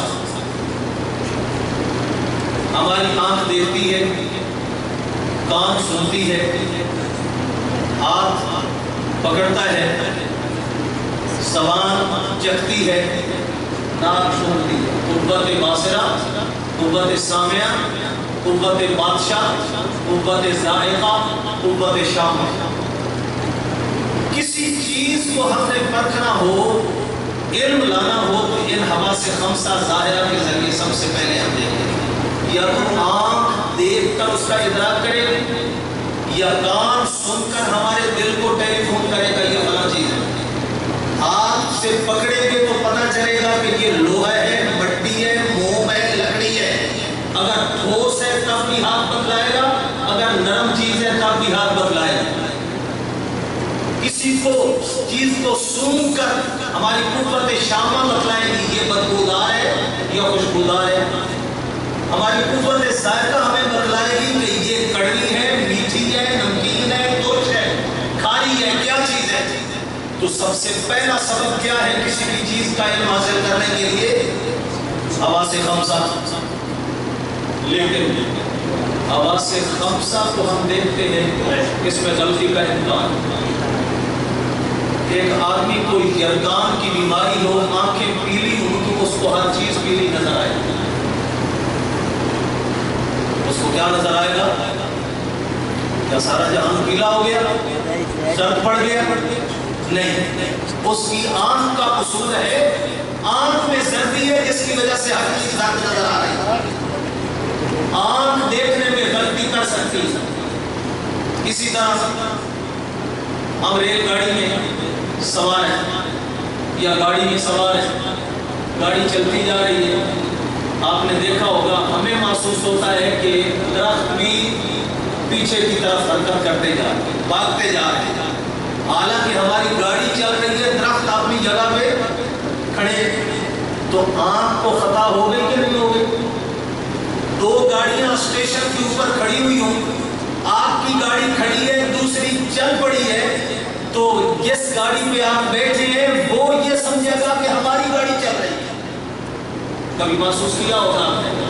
تو آنکھ کو خطا ہو سکتی ہے، کان کو خطا ہو سکتی ہے، ممکن ہے آواز کسی کی ہو ہم کوئی اور سمجھ لیں، کبھی کبھی آوازوں میں اشتباہ ہو سکتا ہے۔ زبان اگر کسی کو بخار چڑھا ہوا ہے تو میٹھی چیز بھی ملیریا والے کو کڑوی لگے گی۔ معلوم ہوا کہ زبان سے قوت ذائقہ بھی خطا کر سکتی ہے، سنگرے میں خطا ہو سکتی ہے، ہاتھ سے خطا ہو سکتی ہے۔ جب ہوا سے ظاہرہ خمسہ میں خطا کا امکان ہے، معلوم ہوا اس سے ہمیں علم قطعی حاصل نہیں ہو سکتا۔ جہاں ہوا سے خمسہ کی انتہا ہوتی ہے وہاں علم کا ایک دوسرا سبب ہمارے سامنے آتا ہے، اور وہ سبب ہے عقل، جس کو حادثہ باطنہ کہتے ہیں۔ ظاہری اسباب ختم ہوتے ہیں، باطنی سبب عقل کا وہاں شروع ہوتا ہے، لیکن تجربات کی زندگی نے ثابت کیا کہ عقل بھی خطا کر سکتی ہے۔ پہلے دور کے حکماء اور فلاسفہ نے جو میگزینیں اور ہدایت الحکمت میں اور 17 چند سبازہ میں کئی کچھ قوانین ذکر کیے تھے، آج کل کی سائنس نے سب کو ختم کر دیا، سب کو غلط ثابت کر دیا۔ وہ بھی حکماء تھے اور عقل مند تھے، آج بھی حکماء ہیں اور عقل مند ہیں، لیکن ان کی عقل سے نکلے ہوئے قوانین آج کی عقل والوں نے غلط ثابت کر دیے۔ معلوم ہوا کہ عقل بھی خطا کر سکتی ہے، تو عقل بھی کوئی قطعی علم کا سبب نہ بن سکا۔ اب ہمیں ضرورت تھی کسی ایسے سبب کی جس کی وجہ سے ہم اپنے مالک کی پہچان کر کے شریعت کے اوپر عمل کریں، اور شریعت پر عمل علم کے بغیر نہیں آتا، اور علم کے جو 2 سبب ہم نے پہلے پڑھے وہ ہے بالکل غیر قطعی اور ظنی۔ تو کس وجہ سے اور کس طریقے سے ہم اپنے اللہ کی معرفت اور پہچان کر سکتے ہیں؟ وہ طریقہ وحی کا تھا، اور اللہ جل جلالہ نے وحی کے ذریعے اپنے نبی تک وہ اخبار مغیبہ ہمارے سامنے ذکر کی تاکہ ہمیں پتہ چلے کہ ہماری آنکھ اگرچہ نہیں دیکھ رہی لیکن اس کائنات کا ایک صانع اور موجد کائنات میں موجود ہے، سارے جہان کو روزی پہنچا رہا ہے، سارے جہان کی حاجات پوری کر رہا ہے، سارے جہان کی پکاروں کو سنتا ہے، سارے جہان کے احوال پہ کڑی نظر رکھے ہوئے ہیں، علیم بذات الصدور ہے، سارے کے سارے جملہ صفات کمال کا وہ حامل اور مالک ہے، لہذا اس مالک کی پہچان وحی کے بغیر نہیں ہو سکتی تھی۔ لہذا امام بخاری رحمۃ اللہ علیہ نے اس تیسرے قطعی چیز کو ثابت کرتے ہوئے اپنے اس باب سے کتاب کو شروع کیا، باب کیف کان بدء الوحی الی رسول اللہ۔ اگر اس وحی کی طرف تمہاری نظر ہوگی تب آنے والے سارے احکامات، چاہے از کتاب ایمانیات ہو، از کتاب طہارت ہو، از کتاب صلاۃ ہو، از کتاب زکات یا حج ہو، مناسک ہو، ان سب پر تب عمل کر سکتے ہو۔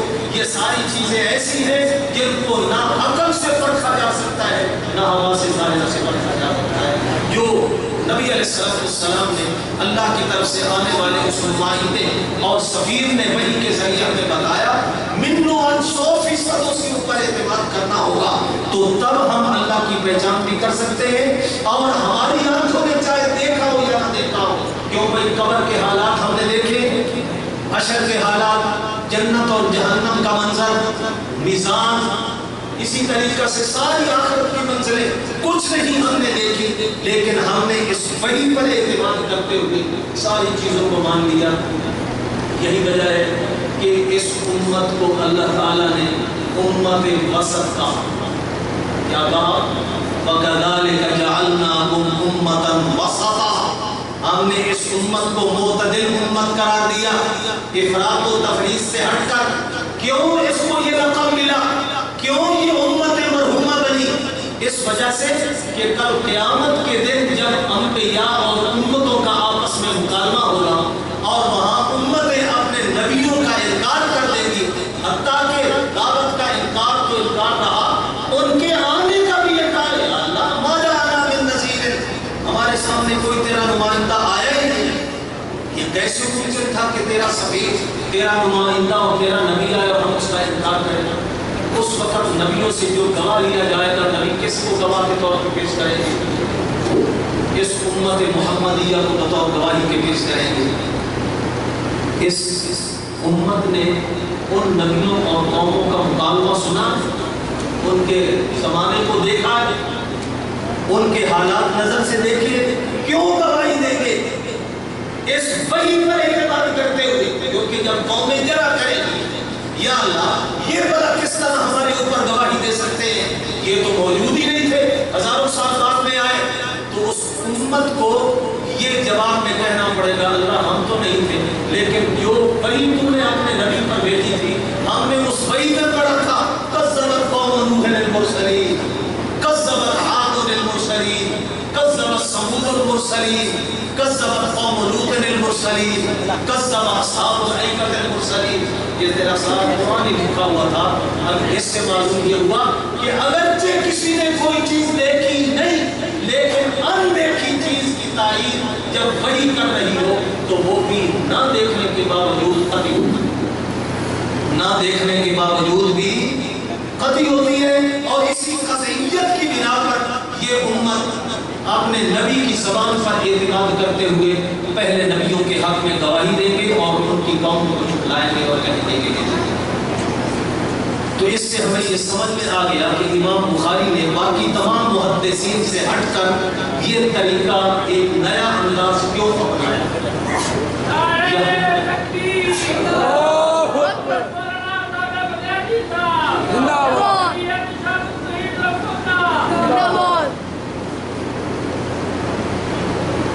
کیف کان بدء الوحی الی رسول اللہ صلی اللہ علیہ وسلم، یہاں پر پھر دو نسخے ہیں، ایک بدء کا، ایک بدوء۔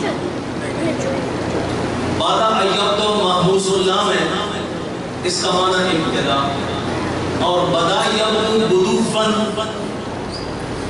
یہ ناقص، اس کا معنی ظہور۔ اب دونوں نسخے جب ملتے ہیں تو آگے والی روایات جس وقت ہم دیکھتے ہیں تو اس میں وضوء کے نسخے پر تو کوئی اشکال نہیں۔ باب کیف کان وضوء الوحی الی رسول اللہ صلی اللہ علیہ وسلم، وحی کا ظہور کس طرح ہوا، اور ظہور کبھی کبھی بمانے غلبہ کے بھی آتا ہے۔ والذی ارسل رسولہ بالہدی ودین الحق لیظہرہ علی الدین کلہ، کس طرح وحی کا غلبہ ہوا، کس طرح وحی کا ظہور ہوا، تو اس پر تو اشکال نہیں ہے۔ ساری کی ساری 6 حدیثیں اس بات کی ظہور وحی پر دلالت کر رہی ہیں۔ اشکال پیدا ہوتا ہے بدعن والے نسخے کے اوپر جس کا معنی ابتدا ہے۔ ابتدائے وحی نبی علیہ السلام کی طرف کیسے ہوئی تھی؟ لیکن جب ہم ان 6 حدیثوں کو دیکھتے ہیں، ان میں ابتدائے وحی پر دلالت کرنے والی صرف ایک حدیث ہے، باقی 5 حدیثوں میں ابتدا کا کوئی تذکرہ تک اور اشارہ تک ہی نہیں۔ اور حالانکہ امام بخاری رحمۃ اللہ علیہ نے جو تراجم ابواب باندھے ہیں، ان تراجم کو ثابت کیا ہے اپنی ان احادیث سے۔ گویا ترجمے کو مترجم یہی کہتے ہیں، اور آگے حدیث جو دلیل کے طور پہ لائی جاتی ہے اس کو مترجم لہو کہا جاتا ہے۔ مترجم یہی اور مترجم لہو کے اندر مناسبت ہونی چاہیے۔ دوسرے لفظوں میں کہوں کہ ترجمہ ایک دعویٰ ہے، اور آگے جو مرفوع حدیث امام بخاری لاتے ہیں وہ بطور دلیل کے، اور دلیل اور دعوے میں مطابقت اور مناسبت ہونی چاہیے۔ دعویٰ ہے ابتدائے وحی کیسے ہوئی، اور دلیل میں ہم دیکھتے ہیں کہ سوائے ایک حدیث میں باقی 5 حدیثوں میں ابتدا کی طرف کوئی اشارہ نہیں ملتا۔ اس کے فیصلے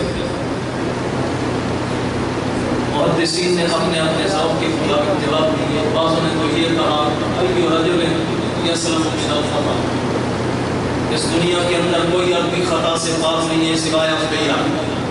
انبیاء معصوم ہوتے ہیں، امتیوں سے چھوٹی بڑی خطا ہو جاتی ہے۔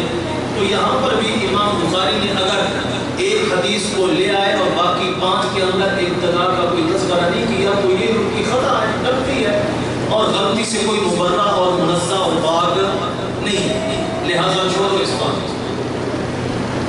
لیکن بعضوں نے یہ جواب دیا کہ نہیں، مناسبت موجود ہے، لیکن ہر حدیث کی مناسبت ترجمۃ الباب سے ہونا کوئی ضروری نہیں، بلکہ پورے باب میں آنے والی جتنی حدیثیں ہیں، ایک کا اگر ایک کی مناسبت بھی باب کے ساتھ مل جائے تو وہ کافی ہو جاتی ہے۔ ہر حدیث کی مناسبت ضروری ہے۔ انہوں نے پھر دلیل کے طور پہ یہ بیان کیا، قرآن پاک میں آتا ہے ان فی خلق السماوات والارض، آسمان و زمین دونوں کا تذکرہ ہے۔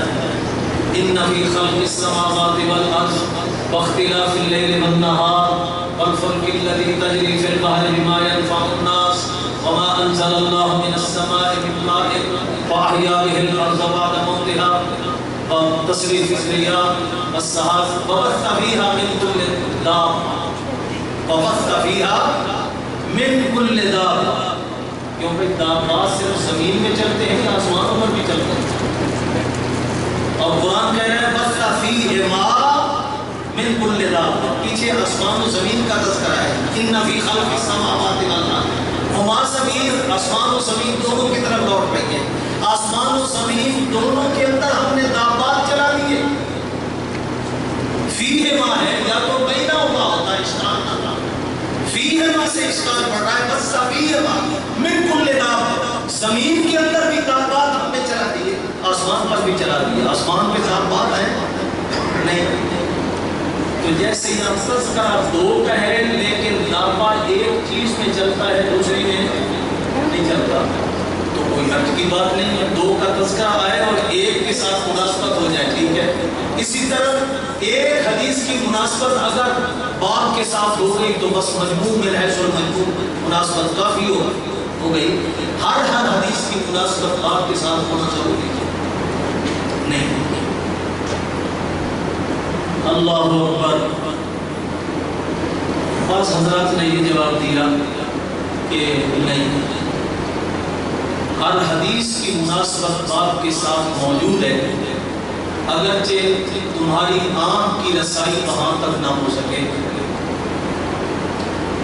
مجھے یہاں سے ایک بات یاد آئی، ایک تفسیر کا میں مطالعہ کر رہا تھا تو انہوں نے لکھا بعض لوگ آیتوں کا اور سورتوں کے ربط میں بڑی دلچسپی رکھتے ہیں، تو یہ ربط کا ہونا کوئی ضروری ہے؟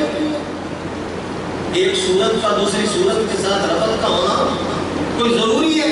اللہ کی کلام ہے، اللہ کی مرضی ہے، تو ربط جوڑے یا نہ جوڑے، خواہ مخواہ کھینچا تانی کر کے ہم ربط جوڑ کے کشمکش میں پڑ جائیں۔ تو یہ بات وہی کرتے ہیں جن کو ربط بیچاروں کو پتہ نہیں۔ اگر حضرت شیخ البانی رحمۃ اللہ علیہ کے طرز کو پڑھ لیتے یا سن لیتے تو ماننے پر مجبور ہو جاتے کہ اگر ایک بندے کی کلام غیر مربوط ہو تو اس کو کوئی تسلیم یا اچھا انداز سے مار نہیں کرتا۔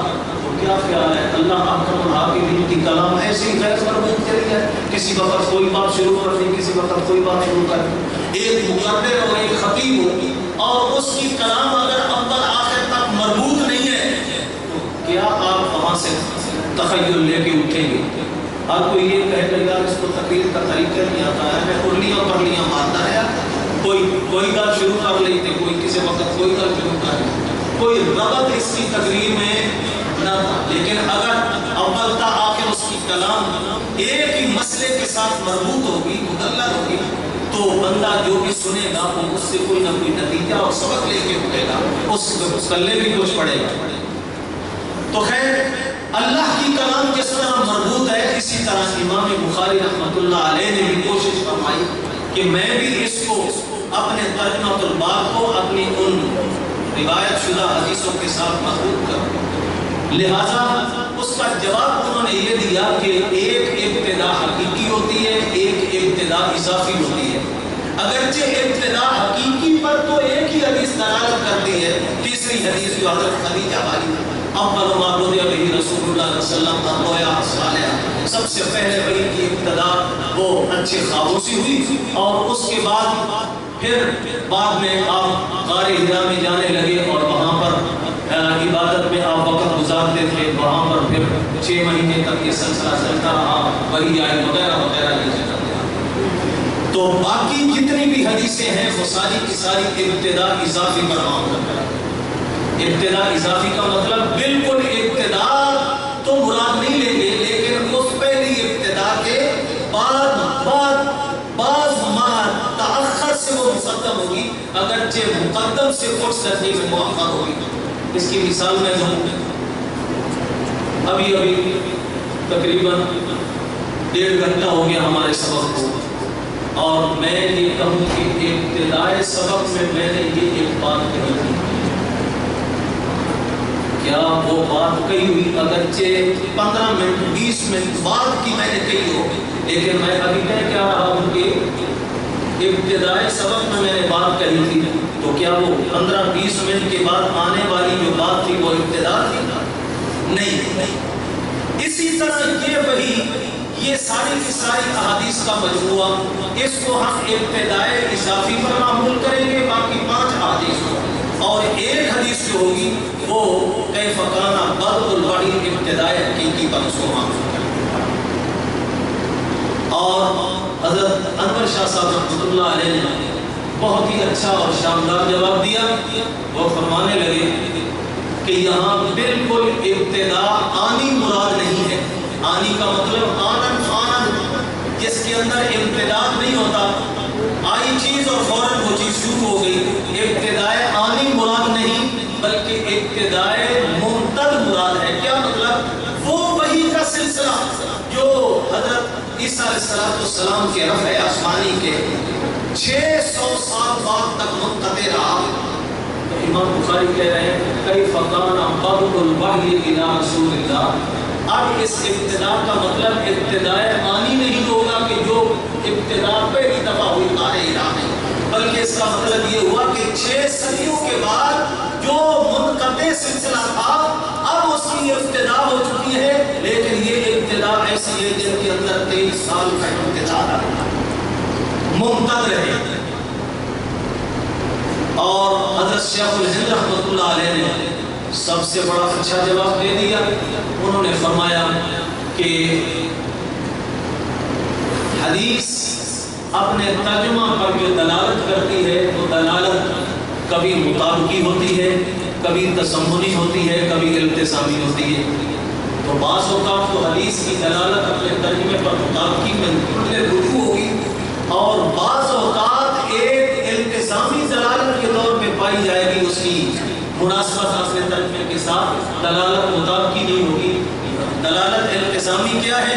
گویا ان 6 حدیثوں کا خلاصہ اور مجموعہ ہم نکالیں تو وہ فرماتے ہیں یا عصمت وحی بنے گی، یا حفاظت وحی بنے گی، یا عصمت وحی. عصمت وحی، عصمت وحی یا حفاظت وحی، ان 6 چیزوں سے یہ 3 چیزیں لب لباب اور خلاصے کے طور پر نکل کی جاتی ہیں. لہذا جو بھی حدیث آئے گی ان حدیثوں میں سے ہر حدیث کا لب لباب یا تو عصمت کی طرف ہوگا اشارہ، یا حفاظت کی طرف ہوگا، یا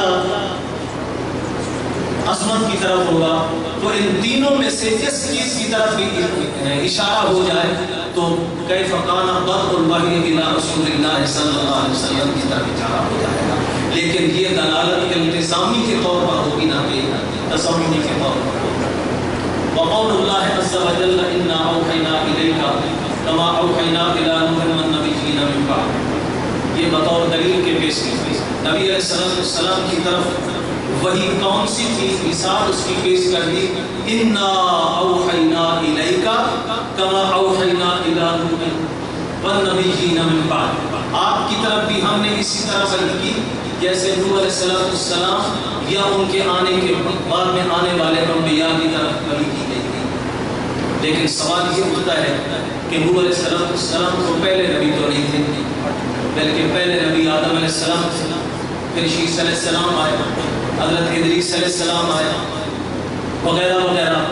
اور 10 قرنوں میں 10 صدیوں میں مختلف انبیاء آتے رہے، اور پھر آخر میں جب 5 بزرگ فوت ہوئے تو اس کے بعد شرک کا دور شروع ہوا. ان کی تردید کے لیے نوح علیہ السلام آئے. تو سوال یہ ہے کہ ان پہلے انبیاء علیہ السلام آدم یا شیس یا الیاس یا ادریس علیہ السلام کا نام کیوں نہیں لیا؟ نوح والنبیین من بعد کی طرف اشارہ کیوں کیا؟ اس کا جواب یہ ہے کہ اصل میں نبی علیہ السلام کی جو وحی تھی یہ تشریعی وحی تھی، شریعت کے ساتھ اس کا تعلق تھا. اور نوح علیہ السلام سے پہلے 10 قرنوں میں جتنے انبیاء آئے ان کی وحی تشریعی نہیں تھی، تکوینی تھی. اس کو میں ذرا وضاحت سے ذکر کر دوں. تشریعی اور تکوینی کا ذکر. تشریعی کہا جاتا ہے جس کا تعلق شریعت کے احکامات سے، اور نہ ماننے والوں پر اللہ کی طرف سے عقاب اور عذاب آئے، اللہ کی طرف سے گرفت آئے. تکوینی یہ کائنات کے نظام چلانے میں اللہ نے جو مختلف کام سکھا دیے انبیاء علیہ السلام کو، کیونکہ اس سے پہلے دنیا میں زندگی کیسے گزارنی ہے یہ کسی کو کوئی پتہ نہیں تھا. تو آدم علیہ السلام کی طرف جتنی وحی آئی اس میں شریعت کے احکامات والی وحی نہیں تھی، بلکہ یہ وحی تھی کہ یہ کھیتی باڑی کس طرح کرنی ہے، یہ گندم کا بیج ہے، یہ چاولوں کا بیج ہے، یہ جوار کا بیج ہے، یہ کماد ہے، یہ فلاں بوٹی ہے، یہ فلاں بوٹی ہے.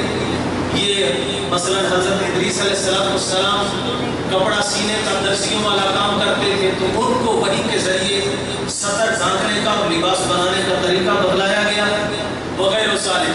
کیونکہ ابھی ابتدا تھی، طفولیت کا دور تھا انسانیت کا، اور زندگی گزارنے کے طور طریقے سکھلائے جا رہے تھے، اور وہ طریقے اللہ نے ہی وحی کے ذریعے سکھلانے تھے اور انبیاء کے ذریعے امت تک سکھلائے گئے. اس لیے نبی علیہ السلام پر جو وحی آئی وہ وحی ان امور سے متعلق نہ تھی، بلکہ وہ وحی نوح علیہ السلام کی شریعت یعنی تشریعی وحی کے متعلق تھی.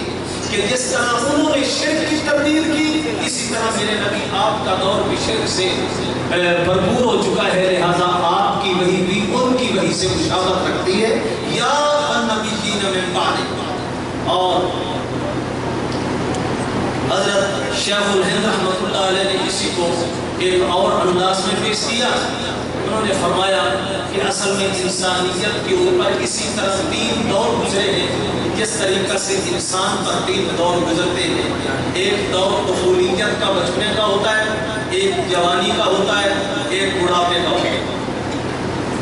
یہ نوح علیہ السلام سے پہلے 10 قرن یہ طفولیت کا دور تھا، اور طفولیت کے دور میں، بچپنے کے دور میں انسان کسی چیز کا مکلف نہیں ہوتا، لہذا نبی علیہ السلام پر ایسی وحی نہیں بھیجی گئی جو غیر تکلیفی وحی ہو، بلکہ وہ وحی بھیجی گئی جو شباب کے درجے میں، دوسرا دور شباب جوانی کا ہوتا ہے جو حضرت نوح علیہ السلام سے، اور تیسرا دور شیخوخت کا، ادھیڑ عمر کا، جبکہ انسان کی عقل کامل ہو جاتی ہے، تجربات کی زندگی سے انسان گزرتا ہے، اور مختلف قسم کی مہارت والے اور تجربے والے اپنے کام لوگوں کو بتلاتا ہے۔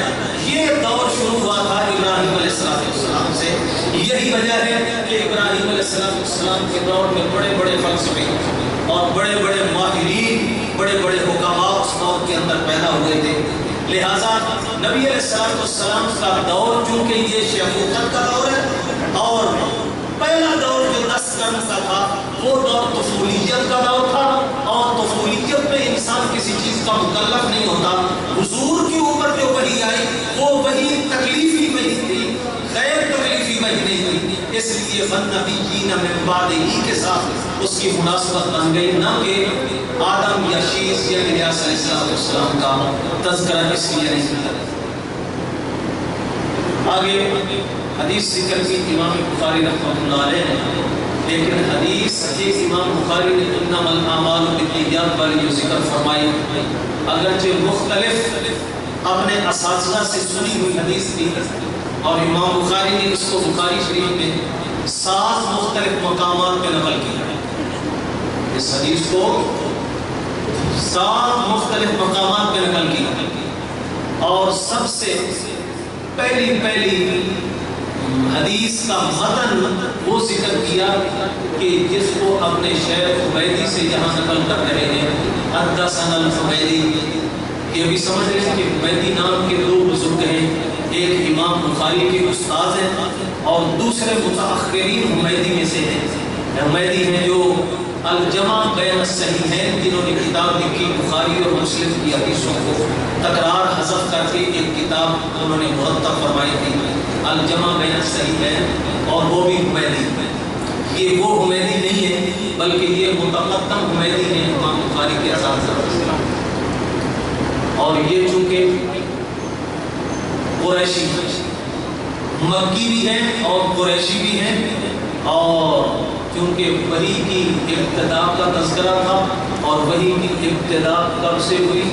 مکہ سے، غار حرا سے ہوئی، اور 13 سال تک یہ مکہ میں کرتی رہی، لہذا مختلف متنوں سے اگرچہ یہ حدیث مختصر بھی اور مفصل بھی امام بخاری نے مختلف جگہوں میں نقل کی ہے، لیکن اس جگہ پہ صرف حمیدی رحمہ اللہ تعالیٰ سے سنی اس ٹکڑے کو ذکر کیا تاکہ بدء الوحی کے ساتھ اس کی مناسبت ہو جائے۔ مضمون بھی ابتدائی وحی کا ہے، اور وحی کی ابتدا مکے میں ہوئی تھی، اور مکی راوی حمیدی سے سنا ہوا متن وہ سب سے پہلے یہاں پر ذکر کر دیا۔ اس مناسبت سے انما الاعمال بالنیات، اب دیکھنا یہ ہے کہ اس متن کا ترجمۃ الباب سے کیا تعلق ہے، کیونکہ ترجمۃ الباب وہ دعویٰ ہے اور یہ حدیث اس کی دلیل ہے، لیکن بظاہر دیکھو تو بدء الوحی کے ساتھ اس کا کوئی تعلق نظر نہیں آتا، حالانکہ تعلق ہونا چاہیے، مناسبت ہونی چاہیے۔ بہت نے یہ جواب دے دیا کہ یہ بطور خطبے کی امام بخاری نے نقل کی ہے، اور خطبہ جو ہوتا ہے تو اس کا تعلق جو ہوتا ہے وہ بعد والی چیز کے ساتھ ہونا بھی ضروری ہے، لیکن یہ جواب اس لیے درست نہیں ہے کہ خطبہ وہ دلیل سے پہلے لایا جاتا ہے، حالانکہ یہاں باب کیف کان قتل المیت کتاب شروع کر چکے ہیں امام بخاری، اور جب کتاب شروع ہو چکی ہے تو کتاب کے شروع سے پہلے لایا جاتا ہے خطبہ، نہ کہ شروع کرنے کے بعد خطبہ لایا جاتا ہے۔ اس لیے خطبے والی بات کہہ کے جان چھوٹتی نظر نہیں آتی۔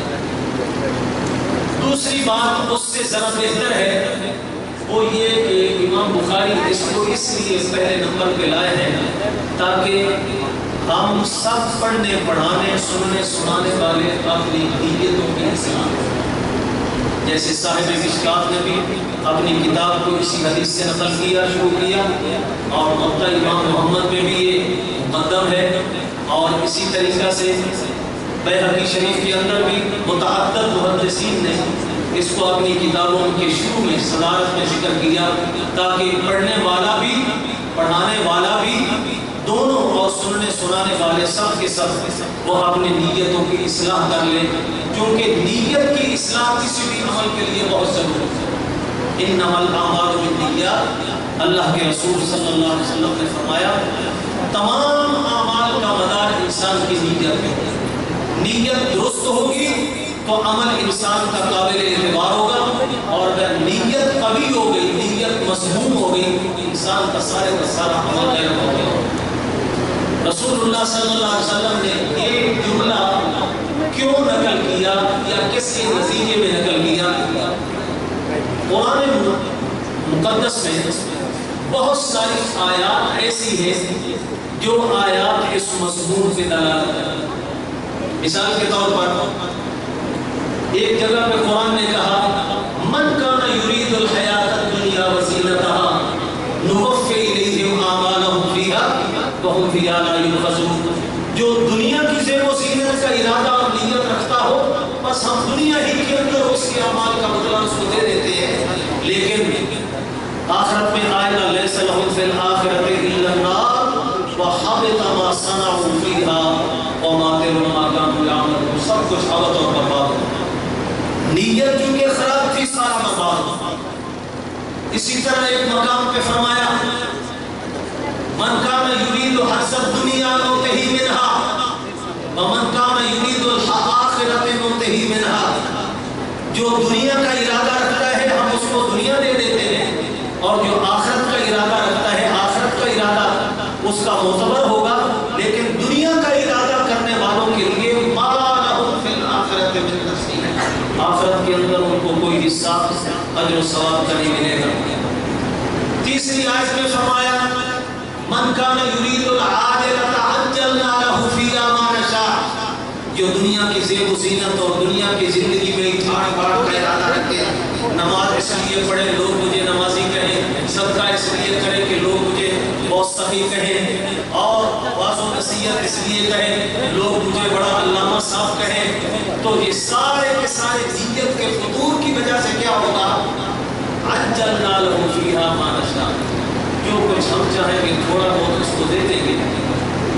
ثم جعلنا لہ جہنم، نیت کے فطور کی وجہ سے سارے اعمال اس کے برباد ہو گئے۔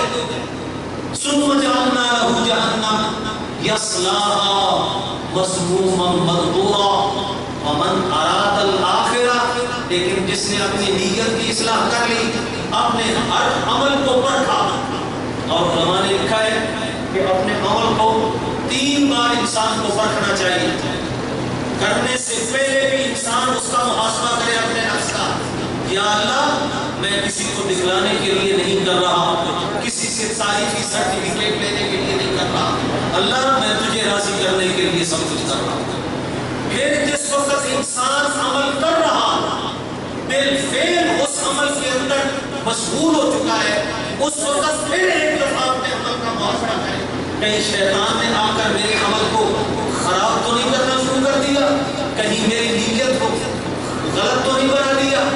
پھر جس وقت عمل سے فارغ ہوتا ہے اس وقت پھر اپنے نفس کا محاسبہ کرے، اور پھر اپنے رب کو گواہ بنا کے کہے میرے اللہ میں نے یہ جو عمل کیا تو گواہ ہو جا، میں نے تیرے لیے کیا، میں نے کسی کو دکھلانے کے لیے نہیں کیا۔ اس لیے اللہ تعالیٰ نے فرمایا من کان یرید الآخرہ ومن اراد الآخرۃ وسعی لہا سعیہا وَهُوَ مُؤْمِنٌ، نیت بھی صحیح ہو اور ساری کوشش بھی کرے. صرف نیت سے کام نہیں بنے گا، نیت کے بعد عمل بھی کرے، سعی بھی کرے، لیکن سعی اپنی من گھڑت نہ، سعی سنت والی. یہ کہاں سے پتہ چلا؟ سعالہا سعیہا، سعیہا سے یہاں اشارہ آخرت کی طرف ضمیر کا مرجع ہے. وہ سعی جو آخرت والی سعی ہے، اور وہ سعی کون سی ہوگی؟ جو اللہ کے پاک رسول نے سنت کے ذریعے ہمیں سمجھا دی. اس کا مطلب یہ ہوا کہ جو بدعت والی سعی ہوگی اپنے طور پر وہ اللہ کو راضی کر رہا ہے، یا دین کے من گھڑت طریقے بنا کے وہ لوگوں کو خوش کر رہا ہے، یا اپنے طور پر وہ نیک اور زاہد عابد متقی بننے کی کوشش کر رہا ہے، لیکن اس کے عمل پر سنت پہ دستخط نہیں ہے، تو وہ سعالہا تو کر رہا ہے لیکن سعیہا کا مصداق نہیں بنے گا. نیت بھی درست ہو، سعی بھی ہو، سعی بھی سنت کے موافق ہو. اور چوتھی شرط وَهُوَ مُؤْمِنٌ، عقیدہ بھی صحیح ہو. عقیدہ صحیح ہوگا تو یہ سارے اعمال ہوگا ہوں گے، ورنہ سارے اعمال برباد ہو جائیں گے. دیکھو من کان یرید العاجلہ عجلنا لہ فیہا ما نشاء. نیت خراب تھی، سب کچھ دنیا میں اس کو دے دیا گیا، لیکن نیت درست ہوگی. اللہ تعالیٰ فرماتے ہیں فَأُولَٰئِكَ كَانَ سَعْيُهُمْ مَشْكُورًا. ان کی ایک نقل و حرکت پر میں اتنا اجر دوں گا، اتنا اجر دوں گا، اتنا اجر دوں گا. مَا لَا عَيْنٌ رَأَتْ وَلَا أُذُنٌ سَمِعَتْ وَلَا خَطَرَ عَلَىٰ قَلْبِ بَشَرٍ. آج تک نہ کسی آنکھ نے دیکھا ہوگا، نہ کسی کان نے سنا ہوگا، نہ کسی دل کے اندر اس کی سوچ تک آئی ہوگی. ایک جگہ بھی میرے رب نے فرمایا تِلْكَ الدَّارُ الْآخِرَةُ نَجْعَلُهَا لِلَّذِينَ لَا يُرِيدُونَ. لا يُرِيدُونَ کے اندر پھر نیت کا موازنہ، لا يُرِيدُونَ عُلُوًّا فِي الْأَرْضِ وَلَا فَسَادًا. یہ آخرت کا گھر ہم اس انسان کے مقدر میں بناتے ہیں جو دنیا کے اندر علوف اور تعالی کا شکار نہیں ہوتا، فساد فی الارض کا شکار نہیں ہوتا، اپنی نیت کا محاسبہ کر کے خالص اپنے اللہ کو راضی کر رہا ہوتا ہے.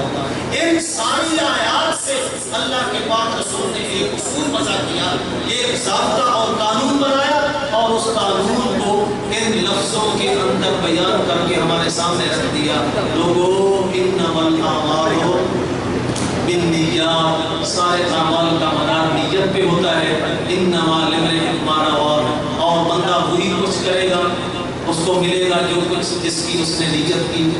اس میں در حقیقت طبرانی کے حوالے سے حضرت عبداللہ بن مسعود رضی اللہ عنہ سے ایک روایت